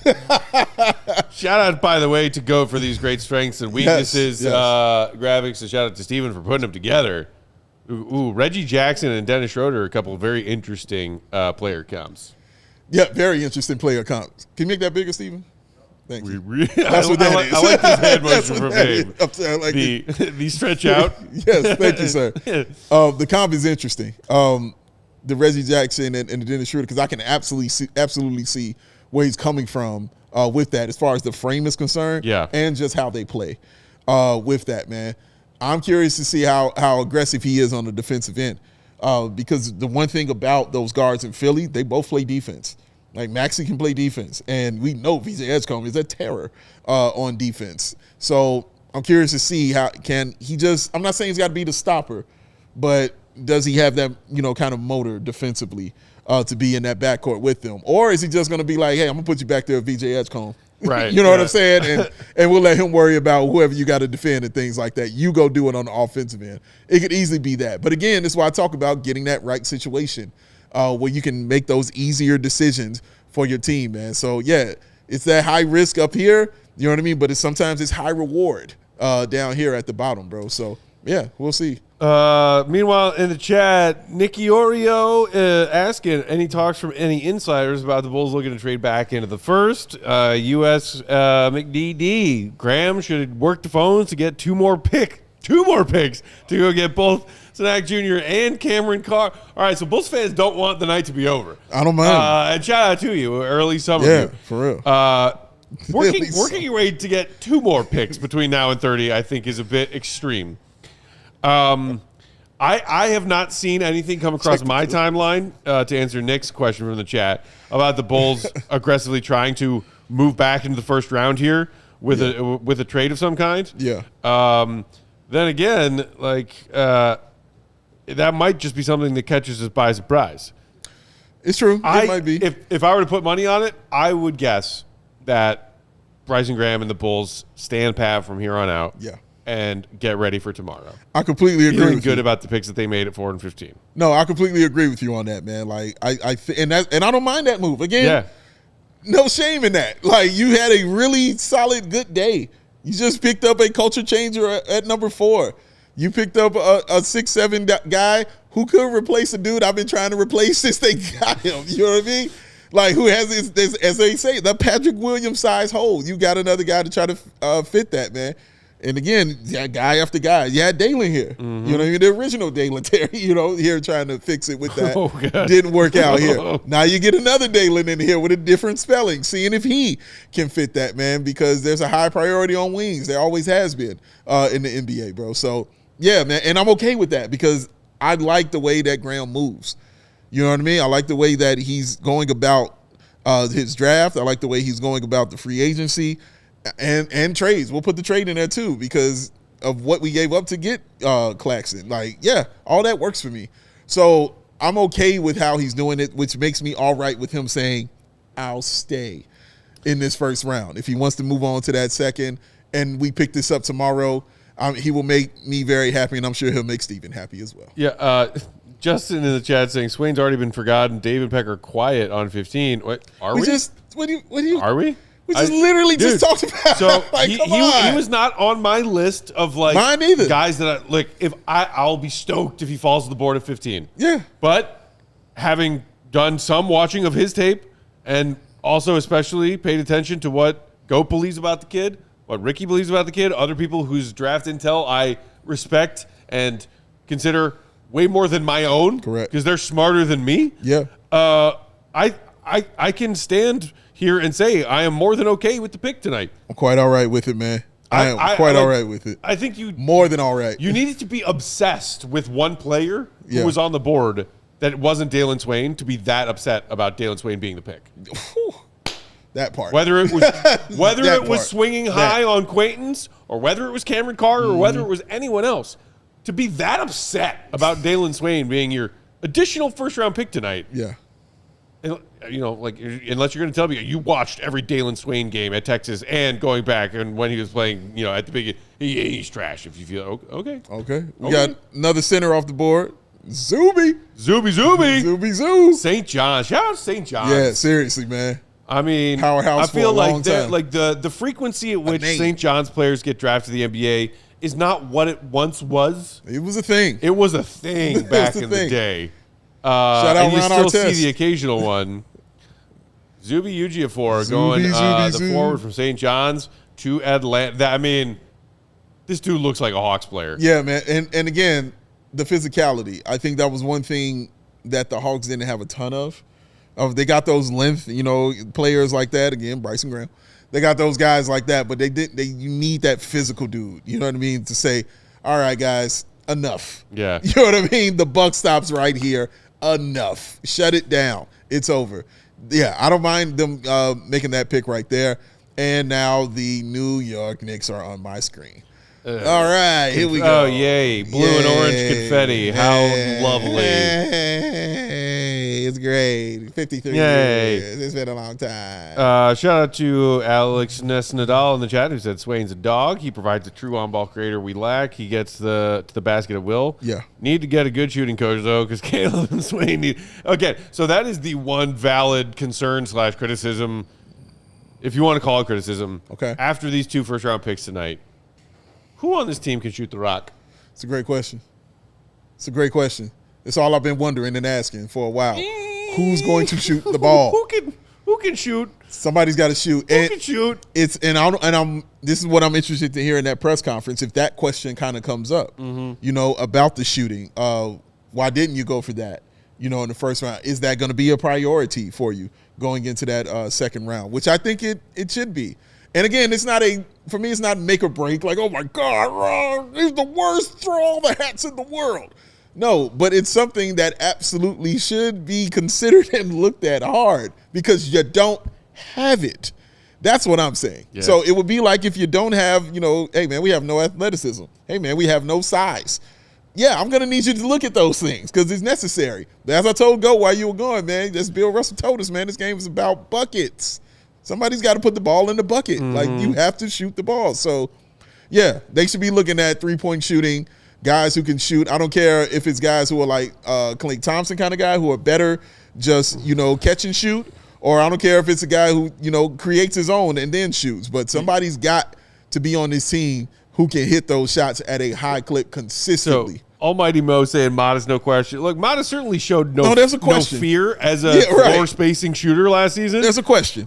3-point volume went up significantly. Sure. He had a couple of nights where he proved, hey, if Matas gets hot, I'm gonna knock down 7-8 threes. That's great. It's just like having enough shooters on the floor at a time, regardless of who are you out there on the floor with, your starters, your second unit, a combination of the two. Are there enough legitimate floor spacers just on your roster 1 through 15? And right now for the Bulls, that answer looks very much to be no. Yeah, very much. So, okay, it's still June. It's still June in month 2 of a rebuild. Yeah, correct. So not every question has to be answered. Not every problem has to be solved on night 1 of the draft. Is this Lakers reported trade? It looks like. Steven! Is this something new? Wait, let's double check it and make sure that this isn't a trade that was made that we don't know about. I'm hovering over the publish button. You just said the word. It's a reported trade here with Lakers and Knicks. So Okay. There's a reported trade with the Lakers and the Knicks. What up, Spike Lee? The only reason I'm happy. So is this an old trade or a new trade? Sam Shariah, let's find out. Let's see. So, okay, this is a new trade. Shams sources, New York trading 24 to the Lakers for pick 25. There you go. So we're getting a swap here between L.A. and New York. All right. Interesting. We'll see what other details as far as other pieces of that trade come down. Right now, all we know is it's just a 24 for 25 swap. Guessing that the Lakers might be tossing the Knicks a second rounder or two. Maybe some cash. Shout out Jerry. No, Knicks are stupid. It was just a straight 1-for-1 trade. I'm kidding. I'm kidding. We would rather pick at 25 than 24. Yeah, still respect Alicia Keys. Of course, still respect Alicia Keys. I'm trying to go because I think Eco Bean said something just recently that had me cracking up a little bit. Where to go right there? Going back to the 90s? Yes, going back to the 90s. All defense, final score, 89-88. That's what we were doing, baby. If you prefer, 87-86. Right. Shout out 98. Hey, you see what he did there. 87-86. I caught that. Yeah. The old heads know. That's right. Because we know winning. We know what it looks like. Sure do. Oh, there was tails I can give. All right, so Silver on the podium yet again with this 24 for 25 pick swap. So And this they will goes, select and Cameron there's Carr. Cameron So Carr he's going to finally the going off the board at pick 24. Wow, okay. Which will be the Lakers taking Okay. Carr at 24. Okay. Getting pick 24 from the New York Knicks. I don't hate it. Okay, interesting. That's like an No, the Knicks don't have him. If Dre. the Knicks were ready to take Cameron Carr and the Lakers knew that, Yeah. that trade makes sense. Yes. Otherwise, I'm struggling to figure out why that trade went down. Yeah. And what else to detail? Like, there's got to be something else to this, right? Yeah. Can't just be a straight up thing, but we'll see what else. But yeah, New York traded that 24 pick to the Los Angeles Lakers for the 25 pick. So no, it is not the Knicks walking away with Cameron Carr. He is going He is going to the Los Angeles Lakers. Yes. That is what's happening. All right. Get ready to change that hat, young man. Good job. I mean, again, Also, Lakers another shooter. I could see Carr being a pick for the Knicks. Also, if the Knicks just did some solid acting and convinced the Lakers that they loved Cameron Carr, really wanted, because they knew that the Lakers won, maybe they just squeezed a second rounder out of him. You know what? No. They're like, you know what? I want to keep it. Somebody going to be saying Bronny James. Absolutely not. They ain't trading him. He's there.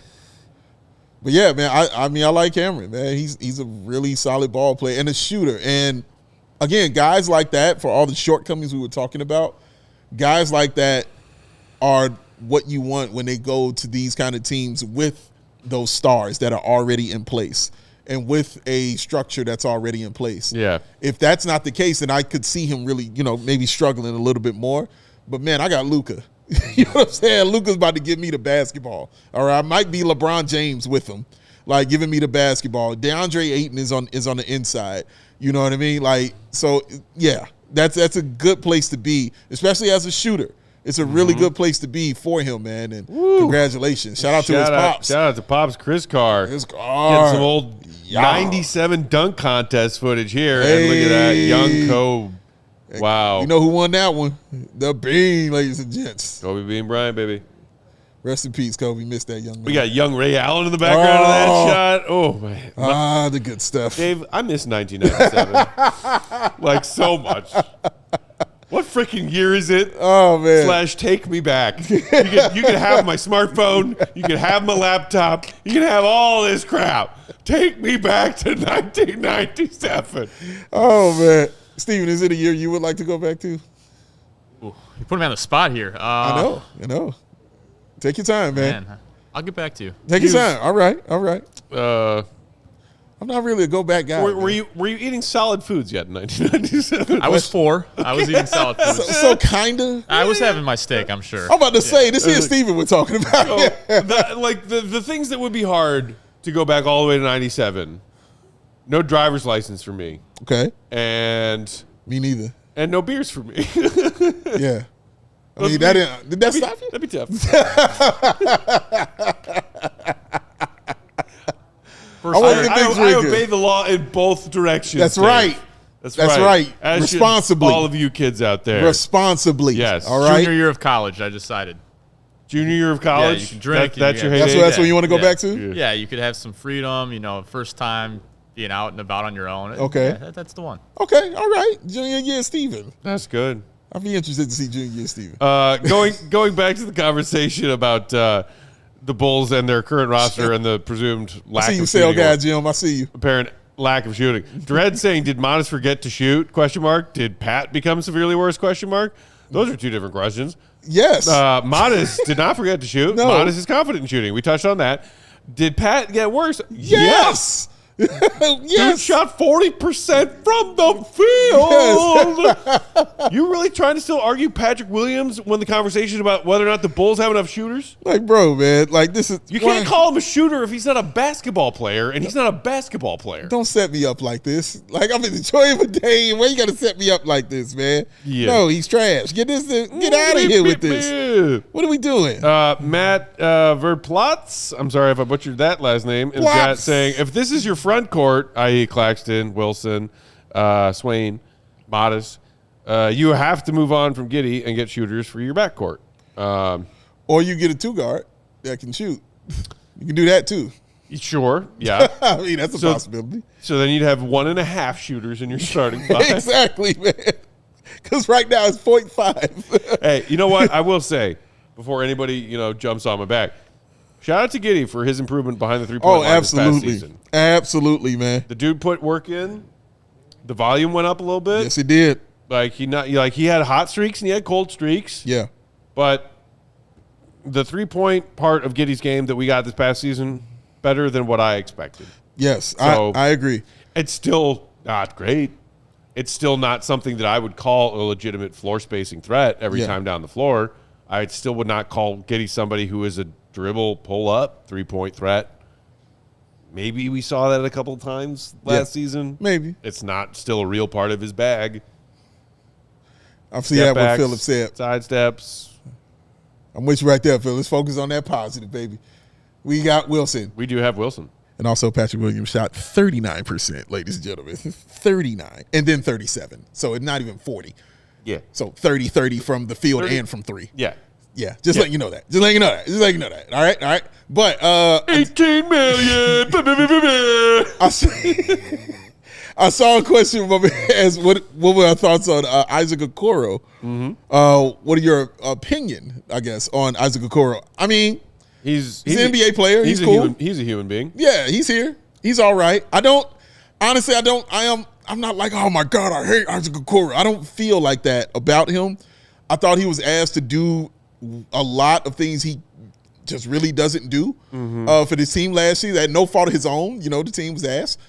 But I think being put in the right position, you can really start seeing some stuff out of a guy like Isaac Okoro. And right position means, hey, I just need you to get out there and defend.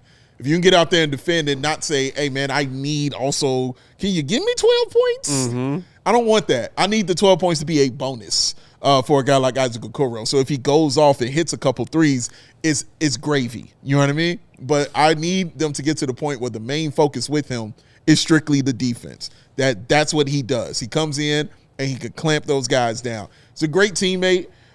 He's awesome on the defensive end, man. Like, honestly, he really is. He's really good on the defensive end as far as one-on-one defense and those kind of things. So I would love for them to be able to get to a point where they can focus strictly on that instead of saying, oh, man, I need you on both sides, bro. I need you to break down some of these defenders, because that's not going to be the case. Meanwhile, Pick is in for number 25, the second half of this Knicks and Lakers swap. After we just saw Cameron Carr finally go off the board at 24.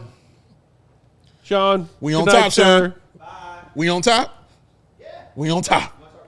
We on top. Real quick, you can see me if you want. Let's see here. It's not going to bother me. Pick number 25 will be Let's Sean find out this Anderson. It's the 25th pick in the NBA draft. Brand new pick from the NBA draft. Sergio De La Rey from España. Getting going to the Knicks. Selected at 25 to the New York Knicks after that swap with the Lakers. Yes, man. Let's take a look. I don't out know much to about him. him. Looks very young. 6'6" guard from Spain. All right, let's take a look at him. Shams confirming just a few moments ago, Dave, it is cash considerations the Knicks got for moving down one spot with the Lakers from 24 to 25. Okay, all right. I do just want to say shout out to Yuta. Yuta asked me to join the Bull Show. What up, that Yuta? That is why I'm actually sitting on the chat. I was going to say, I haven't seen Yuta in our chat so far. I'm guessing he was prioritizing White Sox. Yeah, tonight. Yuta's hanging out with me. Are you jealous? Not at all. Not jealous. Happy for you. Happy Spreading for him. that love, baby. That's what we about over here. Plenty of love to go around. I hear a little bit of jealousy in your voice. Plenty of love to go around, buddy. This is Sean when we win. You know what I mean? We win. It's a different kind of Sean comes out. I think Matt's ready for the NBA draft to be over. Sean Anderson, baby. White Sox winning. This is how Sean acted. We won 2-1. We good? We're back on top. All right. Look at that. All right. Back on top. That's passion for June baseball. That is, baby. Sean was screaming. Yes, he jumping, was. Hollering, Yes, he was. hooting. Yes, he was. That's a White Sox fan who, dare I say, is drinking a little bit of Kool-Aid right now. And he should. And I am so happy for him. And I'm drinking it right along with him. Are you kidding me? You drinking that Sox Kool-Aid? What? Yeah. Dude, you know how long it's been? What? Are you kidding? We deserve this Kool-Aid. We've earned this Kool-Aid, man. We didn't expect to have Kool-Aid this year. What? We were like, we couldn't afford sugar or nothing. Yeah. The Kool-Aid, yes. The Kool-Aid has been poisoned. And now we're drinking it like, oh my God, this is real actual Kool-Aid that we're drinking. It is delicious. And we are in first place. And it was not anything we thought we were going to be doing at any month of this baseball season. So yes, we are celebrating, Matt Peck. We are happy where we are. We're very happy. Drink it while you can. Drink it down. Shout out to our guy Jimbo, who said tonight was a good night for the Bulls. Not a bad night, not a great night. Tonight was a good night. It's a good night. Like, you got Caleb Wilson. Listen, man, you got Caleb Wilson. All right, big time. That is legitimacy. Headline: Bulls got Caleb Wilson. I mean, come on, man. Details beneath that.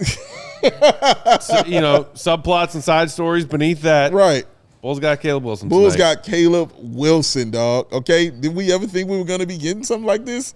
Did you see this coming? And look, if you're not sold on Dailyn Swain yet, that's fine. That's fine. fair. I'm not sold on Dailyn Swain yet. Yeah. I'm choosing to have an open mind about Dailyn Swain right now, which I think is a fine place to be.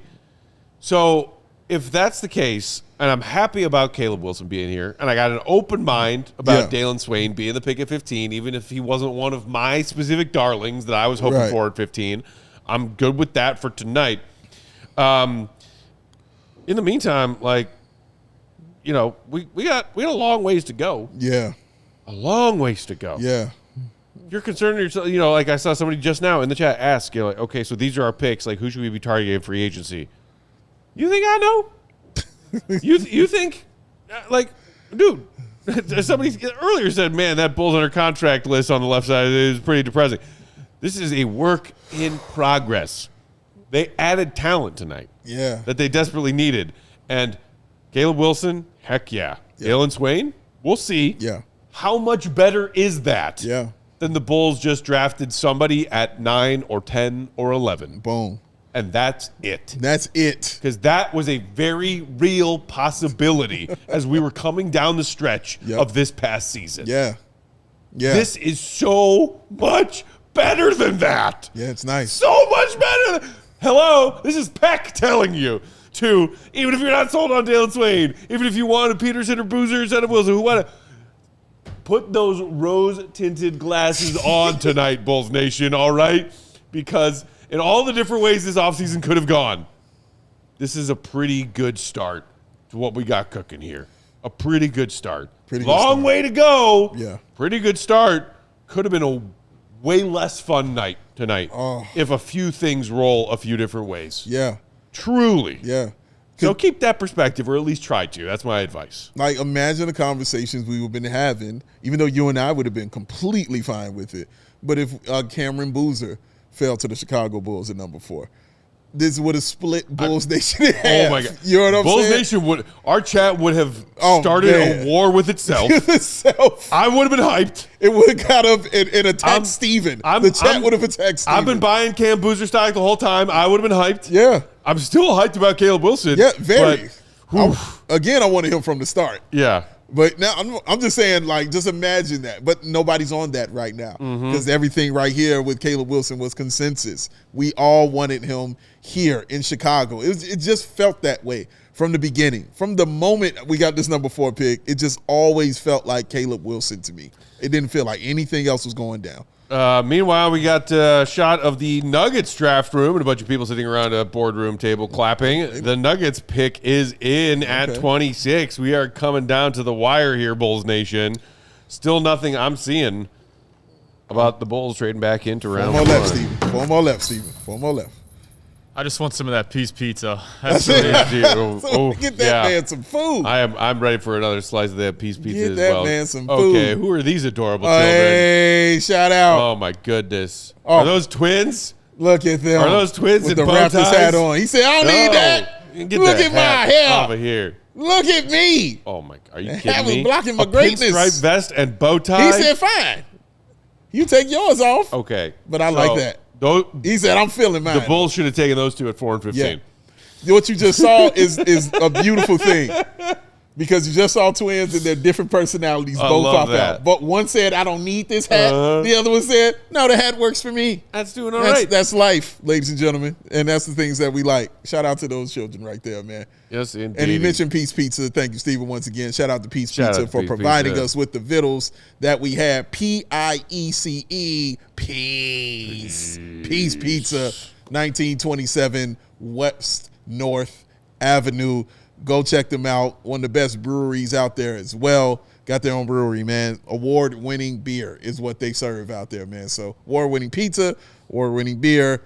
It's an awesome space, too. If you haven't been there, it is an awesome space. That is what you want to go to when you want to go to like a pizza spot. That is a pizza spot right there. TVs everywhere, nice bar and all that stuff. Yeah, it's great. It's awesome, man. Awesome stuff. Silverback at the podium.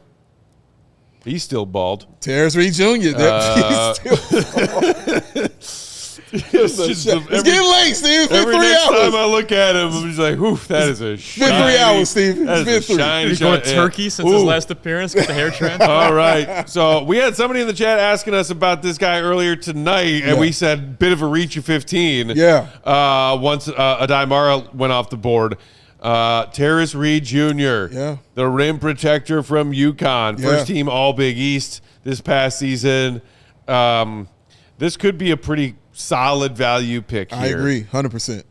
He was definitely someone we just talked about him, who I said, well, he's either a late first rounder or a very, very, very, very early second round guy. Yeah. That's what it felt like. And again, when you go in this late, you get to a position of fit, and that's a great thing. Listen, man, the Nuggets have been looking for a center since they got a backup center since they got Joker.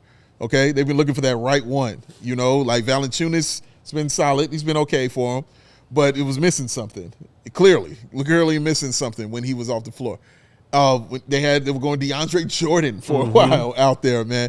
Like they've always kind of been looking for that center right there. So he's got a chance to come in and just take that spot and compete for that spot, I should say. And as you said, rim protector. He's athletic.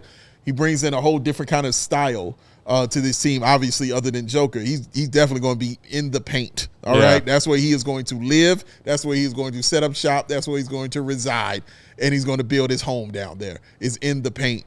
And you always need that on your team. That also helps out guys like Aaron Gordon, allows him more space out there on the floor, and it helps guys out who, defensively. When that shooter gets around that defender at the top of the key, gets down there, hello, brick wall waiting on you. So, a good pick. Reported trade here, the Spurs receiving Terrence Reed. Oh, Steven! From that Nuggets pick at 26. The Spurs? Uh-huh. What? Uh-huh. Timeout. Did you not just see that? The Spurs? Getting 2 centers? Who also, what? So Denver is trading 26 to San Antonio for pick 35 to future seconds. The Spurs pick Terrence Reed at 26. Okay, now that's interesting. That's Terrence Reed going to San Antonio. Okay, now Luke after Cornett. They took the swing on, wow, Jayden Quaintance is still here on the board. Yeah. Wow. Luke Cornett. Luke Cornett, your services are no longer required. Oh my goodness, man! That's a shocker. That's my first shocker of the night. Gaines in the chat saying Spurs are like all the centers. All the centers. You shall have none. We shall have all. Could you imagine? Like, no one can defend with me, dude. The media day photo ops are gonna be just iconic stuff. Oh my goodness, man! Nobody gets a center. No, you can't have it. No. Oh my goodness, locking them all up. That is okay. That's interesting. It just honestly makes me wonder about Luke Cornett now. And High Five Flyer in the chat saying Spurs countering OKC's pick with Gigantor, aka Aday Mara, with 2 smaller, more athletic centers. Oh my goodness. There could be some truth to that element of it as well. And then it's like Spurs and OKC are just like, you're gonna do that. All right, I'm gonna do that on top of you. I'm gonna do that on top of you. I mean, Luke Cornett had just in last year signed a new 4-year he got deal. A nice little 4-year, $41 million. Yeah. With so him, man. So he's got 3 years, 30 left on it, or something around there. Yeah. I'm sure he's like, what? What the hell? Yeah, Wemby was getting tired. Yeah, for sure. But it's just interesting that they're getting 2 centers. I understood the one for sure. But, hey, again, not here to question the Spurs. Just calling it interesting, man. It's the Spurs. I'm sure they know what they're doing. So, Kristanak Jr. So there you go. There's Houston Cougars big man Kristanak Jr. still on the board. We were discussing him earlier, Dave. Yeah. Somebody who maybe got a bit of a bump and some win in his sales because of the NBA Draft Combine, but has since then kind of started to sag a little bit in people's mocks and projections. He is still available. Yeah. And probably, I would say at this point, among the best available, still on the board, of course, getting the draft night invite on night 1. Anticipated to be a first-round draft pick and could still be here between picks 27 and 30. There you also see Isaiah Evans, the guard from Duke, rocking some shades, waiting for his name to be called. His facial expression has not changed the entire draft. Yeah. Shout out to him. He looks like he's chilling. Oh, yeah. He's like, I'm going to get picked. That's it. I'm going to get picked. It's all right. Meanwhile, Koa Pete, Malik Thomas, a couple other names popping up on Jay Billis' best available. Steven, do we have an updated and or still available? Okay. Steve said no. Sarah had to move over to the Cubs. Right. So Exactly. I Like, lost my she was like, graphic. fair enough. Done my job. Steve was like, if it's not a Jimmy Butler comp right now, I don't want to hear it. And there is Kristanak Jr. Pick us in, Steven. Getting that call, and he goes Just letting you know. to the Boston Celtics, who have had themselves an interesting 24 hours. Very interesting 24 hours. Right there in the last part of the running with Miami for the Giannis sweepstakes. They don't get the Giannis sweepstakes. They instead go, Milwaukee does, with the offer and bundle from Miami. And now, as they were talking about at some point earlier on in tonight's draft coverage on ESPN, the awkwardness of the Jaylen Brown part of this equation. Yeah. Y'all just tried to trade me. Yeah. Here I still am. Yeah. Is that a problem? Meanwhile, Tatum came back in rapid, timeline, recovering from that injury from 2 playoff runs ago, to play in a few regular season games down the stretch. Boston's playoff run gets cut short, just couldn't quite get it together after a very strange and tumultuous season for them. But theoretically, Tatum and Jaylen Brown, you're still contenders in the East. Yeah. You're still title contenders. You won the championship at 24. Correct. Okay, so now it's not Tatum and Giannis, but it's still Tatum and Brown. Still take it. So then, on top of that, where does that team go? Still got Derek White. Yeah. Like that. That's a solid team in Boston, but now you got to kind of figure out where you go from here. Yeah, man. And it's a fair decision. And, oh, my God, no Vooch. You know what I mean? What are you going to do with Vooch? What are you going to do with Vooch, guys? 3 years, 60? He's in there. 3 years, 60. Yeah, we'll just say. Yeah, they have definitely got some decisions to make, but Kristanak Jr. kind of feels like he fits the Boston Celtics kind of mold of basketball players that they have. Those long, tall guys who can definitely shoot, got that athleticism, that motor that they have per se out there as well. So we'll see, how it develops for him, but I'm happy, he goes to a team like this. And is this another, that's a reported trade. Is this reported the new trade that we seen right here? The old trade, okay, because they're reported. Yeah, so that's the one from last night. That's our trade. That's Bulls, Nets, and Timberwolves. Correct. That with is pick official. 28 in the mix there. Brought us the new legend. Nick Claxton. Of Claxton? Oh, the legend of Claxton. Yeah, the back and forth on Claxton. I was seeing, man. Wow. I was like, Bulls Twitter had a day today talking about Nick Claxton. I was like, we arguing about Claxton now? I'm like, it's Claxton. I'm like, hey, man, everybody's got opinions about everything. It's true. It's great. It's true. It is great. I freaking love it. It is great. I came down as it's a B. Yeah. It's a B trade. It's a B. I'm not stoked about it. I'm a little concerned now about how they use the rest of that cap space, maybe missing an opportunity on collecting assets while using cap space. He's a stopgap center on a team that's not going to be very good next year. It's that simple. Like, for me, I understand why you take it and everything, and I'm sure you do too. Right. Why you take something like this, man. Like, hey, how about you just give us Mo Gay and we'll give you this guy. Sure. All right. Like, what do you want me to? Yeah, great. Bulls fans who were like, A+ trade. Oh my God, we just stole Nick Claxton for nothing. I think that's a bit extreme. Yeah. You're going to pay him $44 million over the next 2 seasons. Sure. He's a bit overpaid right now. Yeah. He's sagging in his production. Maybe he needs a shot in the arm and a change of scenery because he's been playing for the poopy taking nets for a couple years. Oh, shout out to maybe the there's poopy tank. maybe there's a factor there. Yeah. Maybe he will, revitalize himself. Yeah. With a fresh start. Oh no, I think it was like that on both sides. Like you're right on that one side too. Like I'm neglected is nothing. And then there were some. It's not gonna be anything. What are they doing? I saw Bulls fans who loved that trade and said it was incredible and a steal and oh my gosh. And I saw some Bulls fans who were like, oh, this trade sucks. Yeah. And I was just coasting down the middle. Yeah. I was like, this trade is This trade is okay. Just riding the bike right down the middle. It's not even A-okay. It's just okay. And you know why we were in the middle? Because we're on our way to the NBA draft. All right? To pick Caleb Wilson. We got bigger fish to fry. Yeah, it's Caleb Wilson. That's the focus, guys. Mm-hmm. Oh, man, there's no bumps in the road or nothing on this. This is nice. This is cool, man. Those Kramer widened lanes that we were cruising along. Oh, yeah. It was nice. It was wide lanes. Yeah, not bad. Not bad. Nice. No, man, it was just funny to sit there and see some of that. I was just like, oh, my goodness. But hey, Bulls Nation, we're passionate, so I get it, and it's all love, man. Always fan how you want to fan, as Matt says. Do your thing, baby. Always. I'm not mad at none of it. Do your thing. Give all of it up, man. But hey, approaching the end, Minnesota. Obviously going to be the 3 picks to go, Steven. 3 picks, Steven. Couldn't wait. Got more pizza. Yeah, I'm jealous. I'm gonna go reheat some of that piece of pizza as soon as we're done here. While I listen to Bryson Graham talk. Hey-o. That is what it's for. So I'm curious here with players on the board.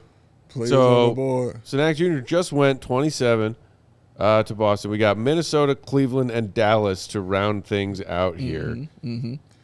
Sir, we weren't crapping on subscribers and fans. No, did you hear what we said? No, that's not what we said, Justin, at all. I was talking about takes I saw on Twitter today. Yes, we said, yeah, it's cool, great. Have your takes on either side.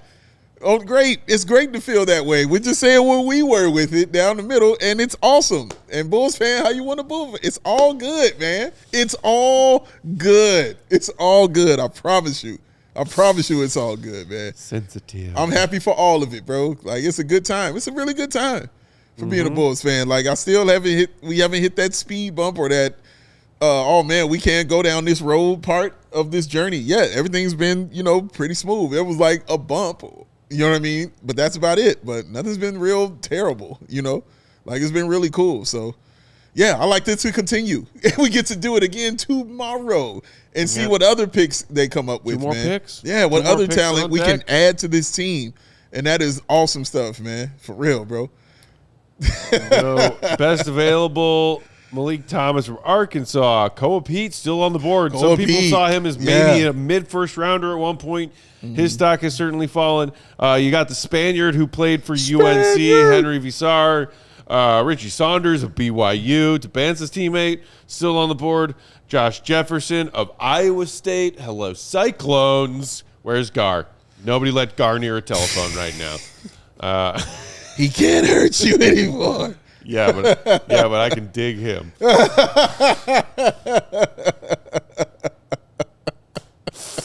All right, yep. Pick is in. Here we go. Pick is in, Steven. It's just a thing now, Steven. We just say it now. Joshua Jefferson. There it is. Iowa State. It's because I made a guard joke. You did. See what I mean? The Iowa State forward gets taken at pick 28. And somewhere Gar Foreman smiles. All right. Sitting up top, baby. I like that. And still got his suit together. Clean suit. Yes, he does. I like the burgundy. Yeah, man. Good looking out, man. That deep rose, red wine kind of color. Yes, nice. I did. Congratulations, young fella. Woo. Yeah, right. That's a clean fit right there. Yeah, good job, man. I dig that a lot. Shout out Mike Miller.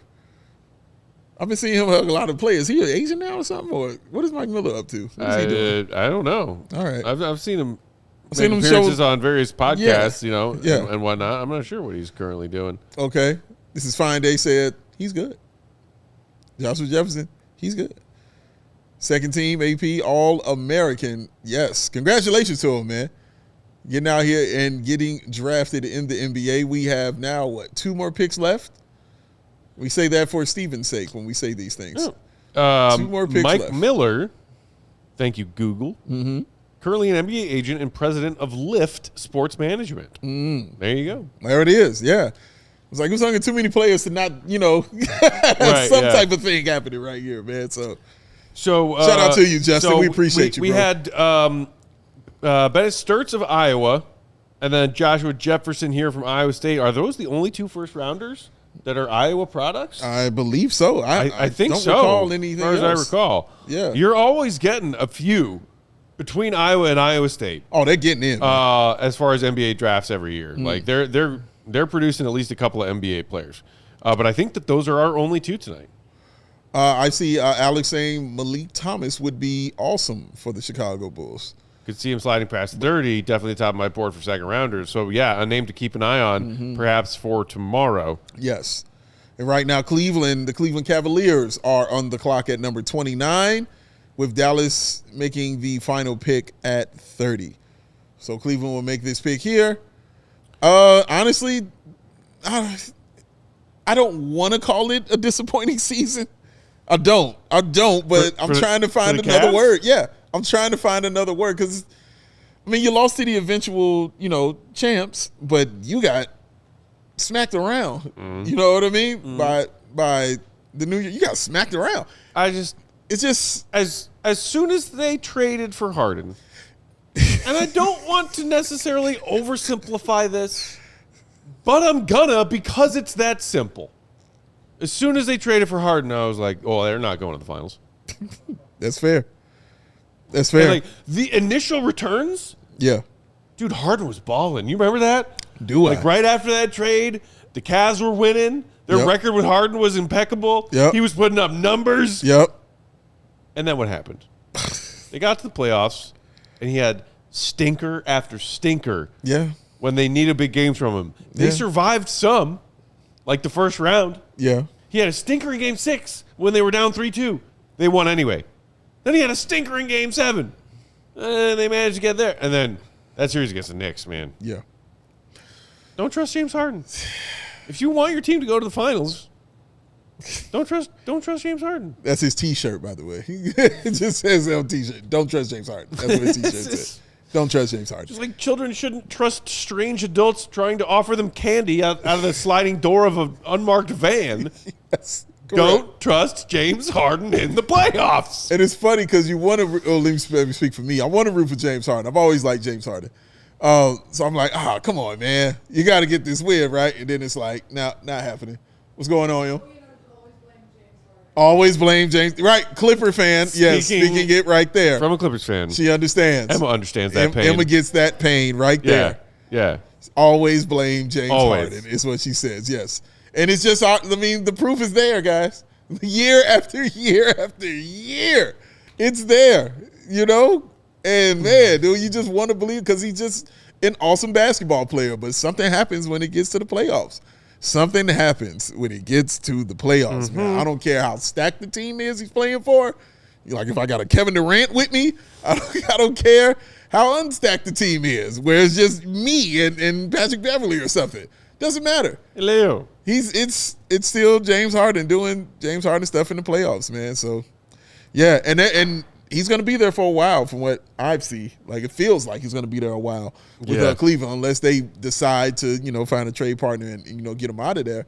But you just gave up Garland, for him. So I don't think they're going to in a position to where they can start over. Not when you have, what's my man? Donovan Mitchell. Yeah. Not when you have Donovan Mitchell there. You're not in the mood to start over. You know what I'm saying? Like, that is just not going to be the case. So, what is this reported trade I'm seeing here? We got a reported trade here to Kongs and Cavs at pick 29. Let's go look. Let's see what we got here. Cleveland trading. Yeah, there you go, Steven. You get to use that trade alert again. According to Shams, Cavs trading 29 to Sacramento for pick 34, a future second rounder. Kings interested in UConn's Alex Caravan at 29. Okay.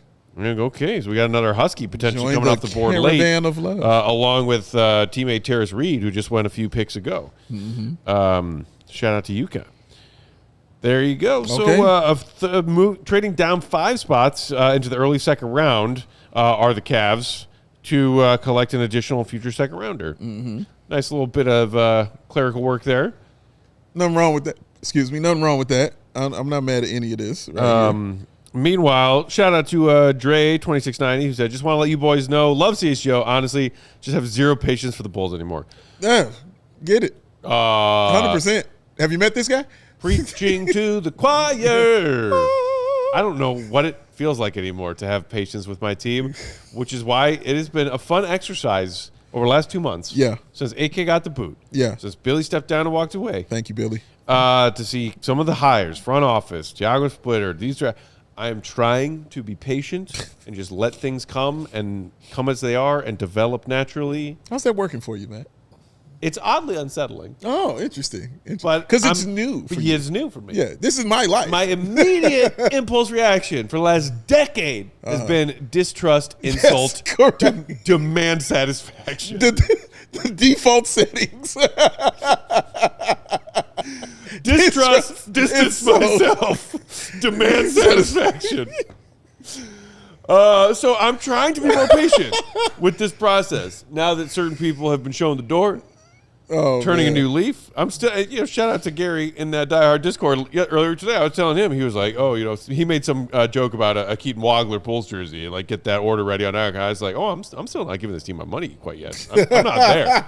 I haven't forgiven them that much. Oh man, I'm just trying to keep an open mind. And I'm glad you're at this point, but all these things had to happen to bring him to this It feels weird, but honestly, I think it's good. But it's the good point to be because at. the other option was Lose your mind. I was driven all the way into madness to a point where I was unrecoverable. Yes, I know. I was here. I was circling that drain. I was here. I was circling that dark hole. I saw it, sir. I saw it. But yeah, instead, it's open all right. mind. Yeah, let's see what happens, y'all. Summer's here. You got a top 4 pick and a guy you like at the top 4 pick that you can't wait to watch. Yeah, in the top 4 picks from UNC. Yes, with from a little bit of psycho. Yes, summer league around the corner. All of that. You get to see him sooner than later. Mm-hmm. Yeah, all that stuff. It just works out for it, man. So, but that pick was made also by the Cleveland Cavaliers. Hey. And they went ahead and went with, as we just the aforementioned, Alex Caravan. There you go. They selected. So they are down to the final pick, which is get to Dallas. Dallas said, our pick is in. We ready to go. Pick is in on pick number 30, Steven. We got to get Steven We out of here. are almost there. Right there, Steven. I got a couple rapid-fire questions for you guys. Rapid fire. Oh, okay. Matas Buzelis, Caleb Wilson. Is that the best dunking front court in the NBA? Ooh, I'm gonna say yes. I'm gonna say yes right now, without even considering other possible answers. I'm gonna say yes right now. Running through teams in my head. Matas had some of the best in-game dunks across the NBA last season. Without a doubt, he did. And you just added Caleb. I'll Wilson say yes to because that. Caleb is just a ridiculously vicious dunker. Yeah. All right, Sure. number 2. The Bulls as a team, that's with Kobe White, Ayo Dosunmu, last year shot 35.6% from 3. What do they shoot in 2026? Ooh. If they stay right where they are right now, 34. I was going to say 33, Okay. 32, 5. Yeah, if they stay where they are right now, it's going to go down. Yeah, if we're reading the roster as it stands right now. Yeah. Hey, yikes. Yikes. I mean, heck, even Anthony Simons kept that afloat a little bit towards the end Yeah, of he the sure season. did, man. Colin Sexton when he was dropping 30. I said that on purpose, by the way. Here we go. Silver at the Final podium for pick 30, the last pick of the night. Steven pick. Hyped. Steven's ready. This is the Steven pick. Let's go. Kobe there he is. Finally get taken and sneaks in under the wire as the final pick of the first round. The forward from Arizona, who very polarizing prospect, I think. Yeah. A lot of people high on him, a lot of people shading him. I was never that high on, like, people trying to throw him into conversations at 15 for the Bulls. Yeah. I was like, no, thank you. Yeah. I'll hear you out for a second, but no thank you. Yes. Absolutely right. I mean, a work in progress for sure. Freshman, young guy. Yeah. I mean, but again, can't teach size, can't teach athleticism. For sure. And you see, the first thing they put on his little highlight package here and the little words across the finish is two-way player. What does that tell you? Offensively limited right now. Yeah, to be nice. That's the nice way of saying it is. That. Dunker. I mean, he's super athletic. We'll get up there. Dunk. Offensive rebounds, putbacks, great job with those things right there. But a lot of work to do. The other fundamentals of his offensive game right now, pretty limited, which is why I was, there were other defensive first kind of players in this class that I was more enthusiastic about than I 100% agree with you on that. But now we get to go to a second round, which will take place tomorrow, ladies and gentlemen, at 7 p.m. Will we be here? You bet your sweet patootie. We're going to be in the house, baby. This is where we're going to be. CHGO Bulls covering the second round of the NBA draft. And we are very excited about it. But before we go, how about we super chat it, man? Super chats we didn't get to yet. Make sure we got them. All the God, we did get that one. Shout out to you again, all the God. Kyle Perry with a super chat. Would feel better if we traded down for Dailyn Swain. Fair. Yeah, I don't hate that opinion. Who knows? Maybe he was going to be gone at 16 or 17. If you like the guy, you go get the guy. Yeah, exactly. Ryan Smith threw us a super chat for $10. Appreciate you, Ryan, saying Will's best available is more on point than Jay Billis's. Pay that, man. We've been saying it for years, man. Pay that young fella. Yeah, at one point I looked at the big board. It was like there was 14 picks in, and it was Will's top 14 all gone. So, I mean, the man nailed it. It's why we tell y'all this is GOAT's bread and butter. This is his Christmas, dude loves evaluating draft prospects, and he's pretty freaking good at it. This is his Hanukkah right here, baby. And, we had GOAT, and then we also got to talk to Ricky tonight. How great is that? Double dose. Boiler Buzz threw us a super chat saying, okay, Bulls, please don't get too cute. Wilson, check. They did not get too cute at pick 4. They got Wilson. Just cute enough. Damn Dad threw a super chat saying we will struggle shooting the ball, as we were just discussing. Yes. The Bulls starting 5, projected starting 5 right now. Interesting. When it comes to who can shoot from, back there. Back there. Up here, we're all right. We're doing some things. And shout out to Devin, another one of our regulars in the chat, saying better draft or inducted 2 Matas plus PCA plus Caleb crew. Is that a reference to Pete Crow Armstrong and Caleb Williams or what's better, the 2 draft Matas or we don't understand that. Don't understand your phrasing. Circle back to us again tomorrow and try again, because I do want to understand what you were going for there, Devin. Seriously, it sounded creative. Yes, it did. Want to grasp that. It evaded our 10:30, and we've been sitting here talking for 3.5 hours. Want to grasp that and give you a well thought out answer for that. That's right. I want to be with it. So yes, absolutely, bro. Shout out to Believer, Jeff Crook, Fine Day, everybody who's still giggities hanging out in the chat late. Justin, shout out to you. Shout out to Howie R, Bears, Demond Dice, Tony Moy, Eco Bean, everybody who hung out with us tonight. Appreciate y'all. It is getting a little late, especially if you're on the East Coast. Getting late here. We are going to tune in to Bryson Graham's media availability, which should be starting any minute now. Yes. Goat's over there. He's going to ask him some questions. He is. Then we will come back tomorrow, 11 a.m. Central Time, to do a live show specifically addressing what we heard from Bryson Graham tonight. Yes. And then we will be back for round 2 at 7 p.m. Central Time tomorrow night. Do this again.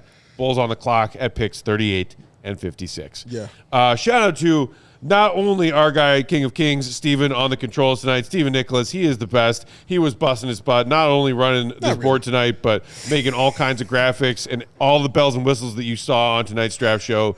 He put in a lot of that work. Shout out to Sarah Bear helping out and support in production. Shout out to Chloe helping out in production. Shout out to Queen on socials, Emma, the one and only, doing what she and only she can do for us here at CHGO Bulls, but across the board at CHGO every freaking day, every freaking night. All the time. Emergency podcasts, emergency graphics, breaking news.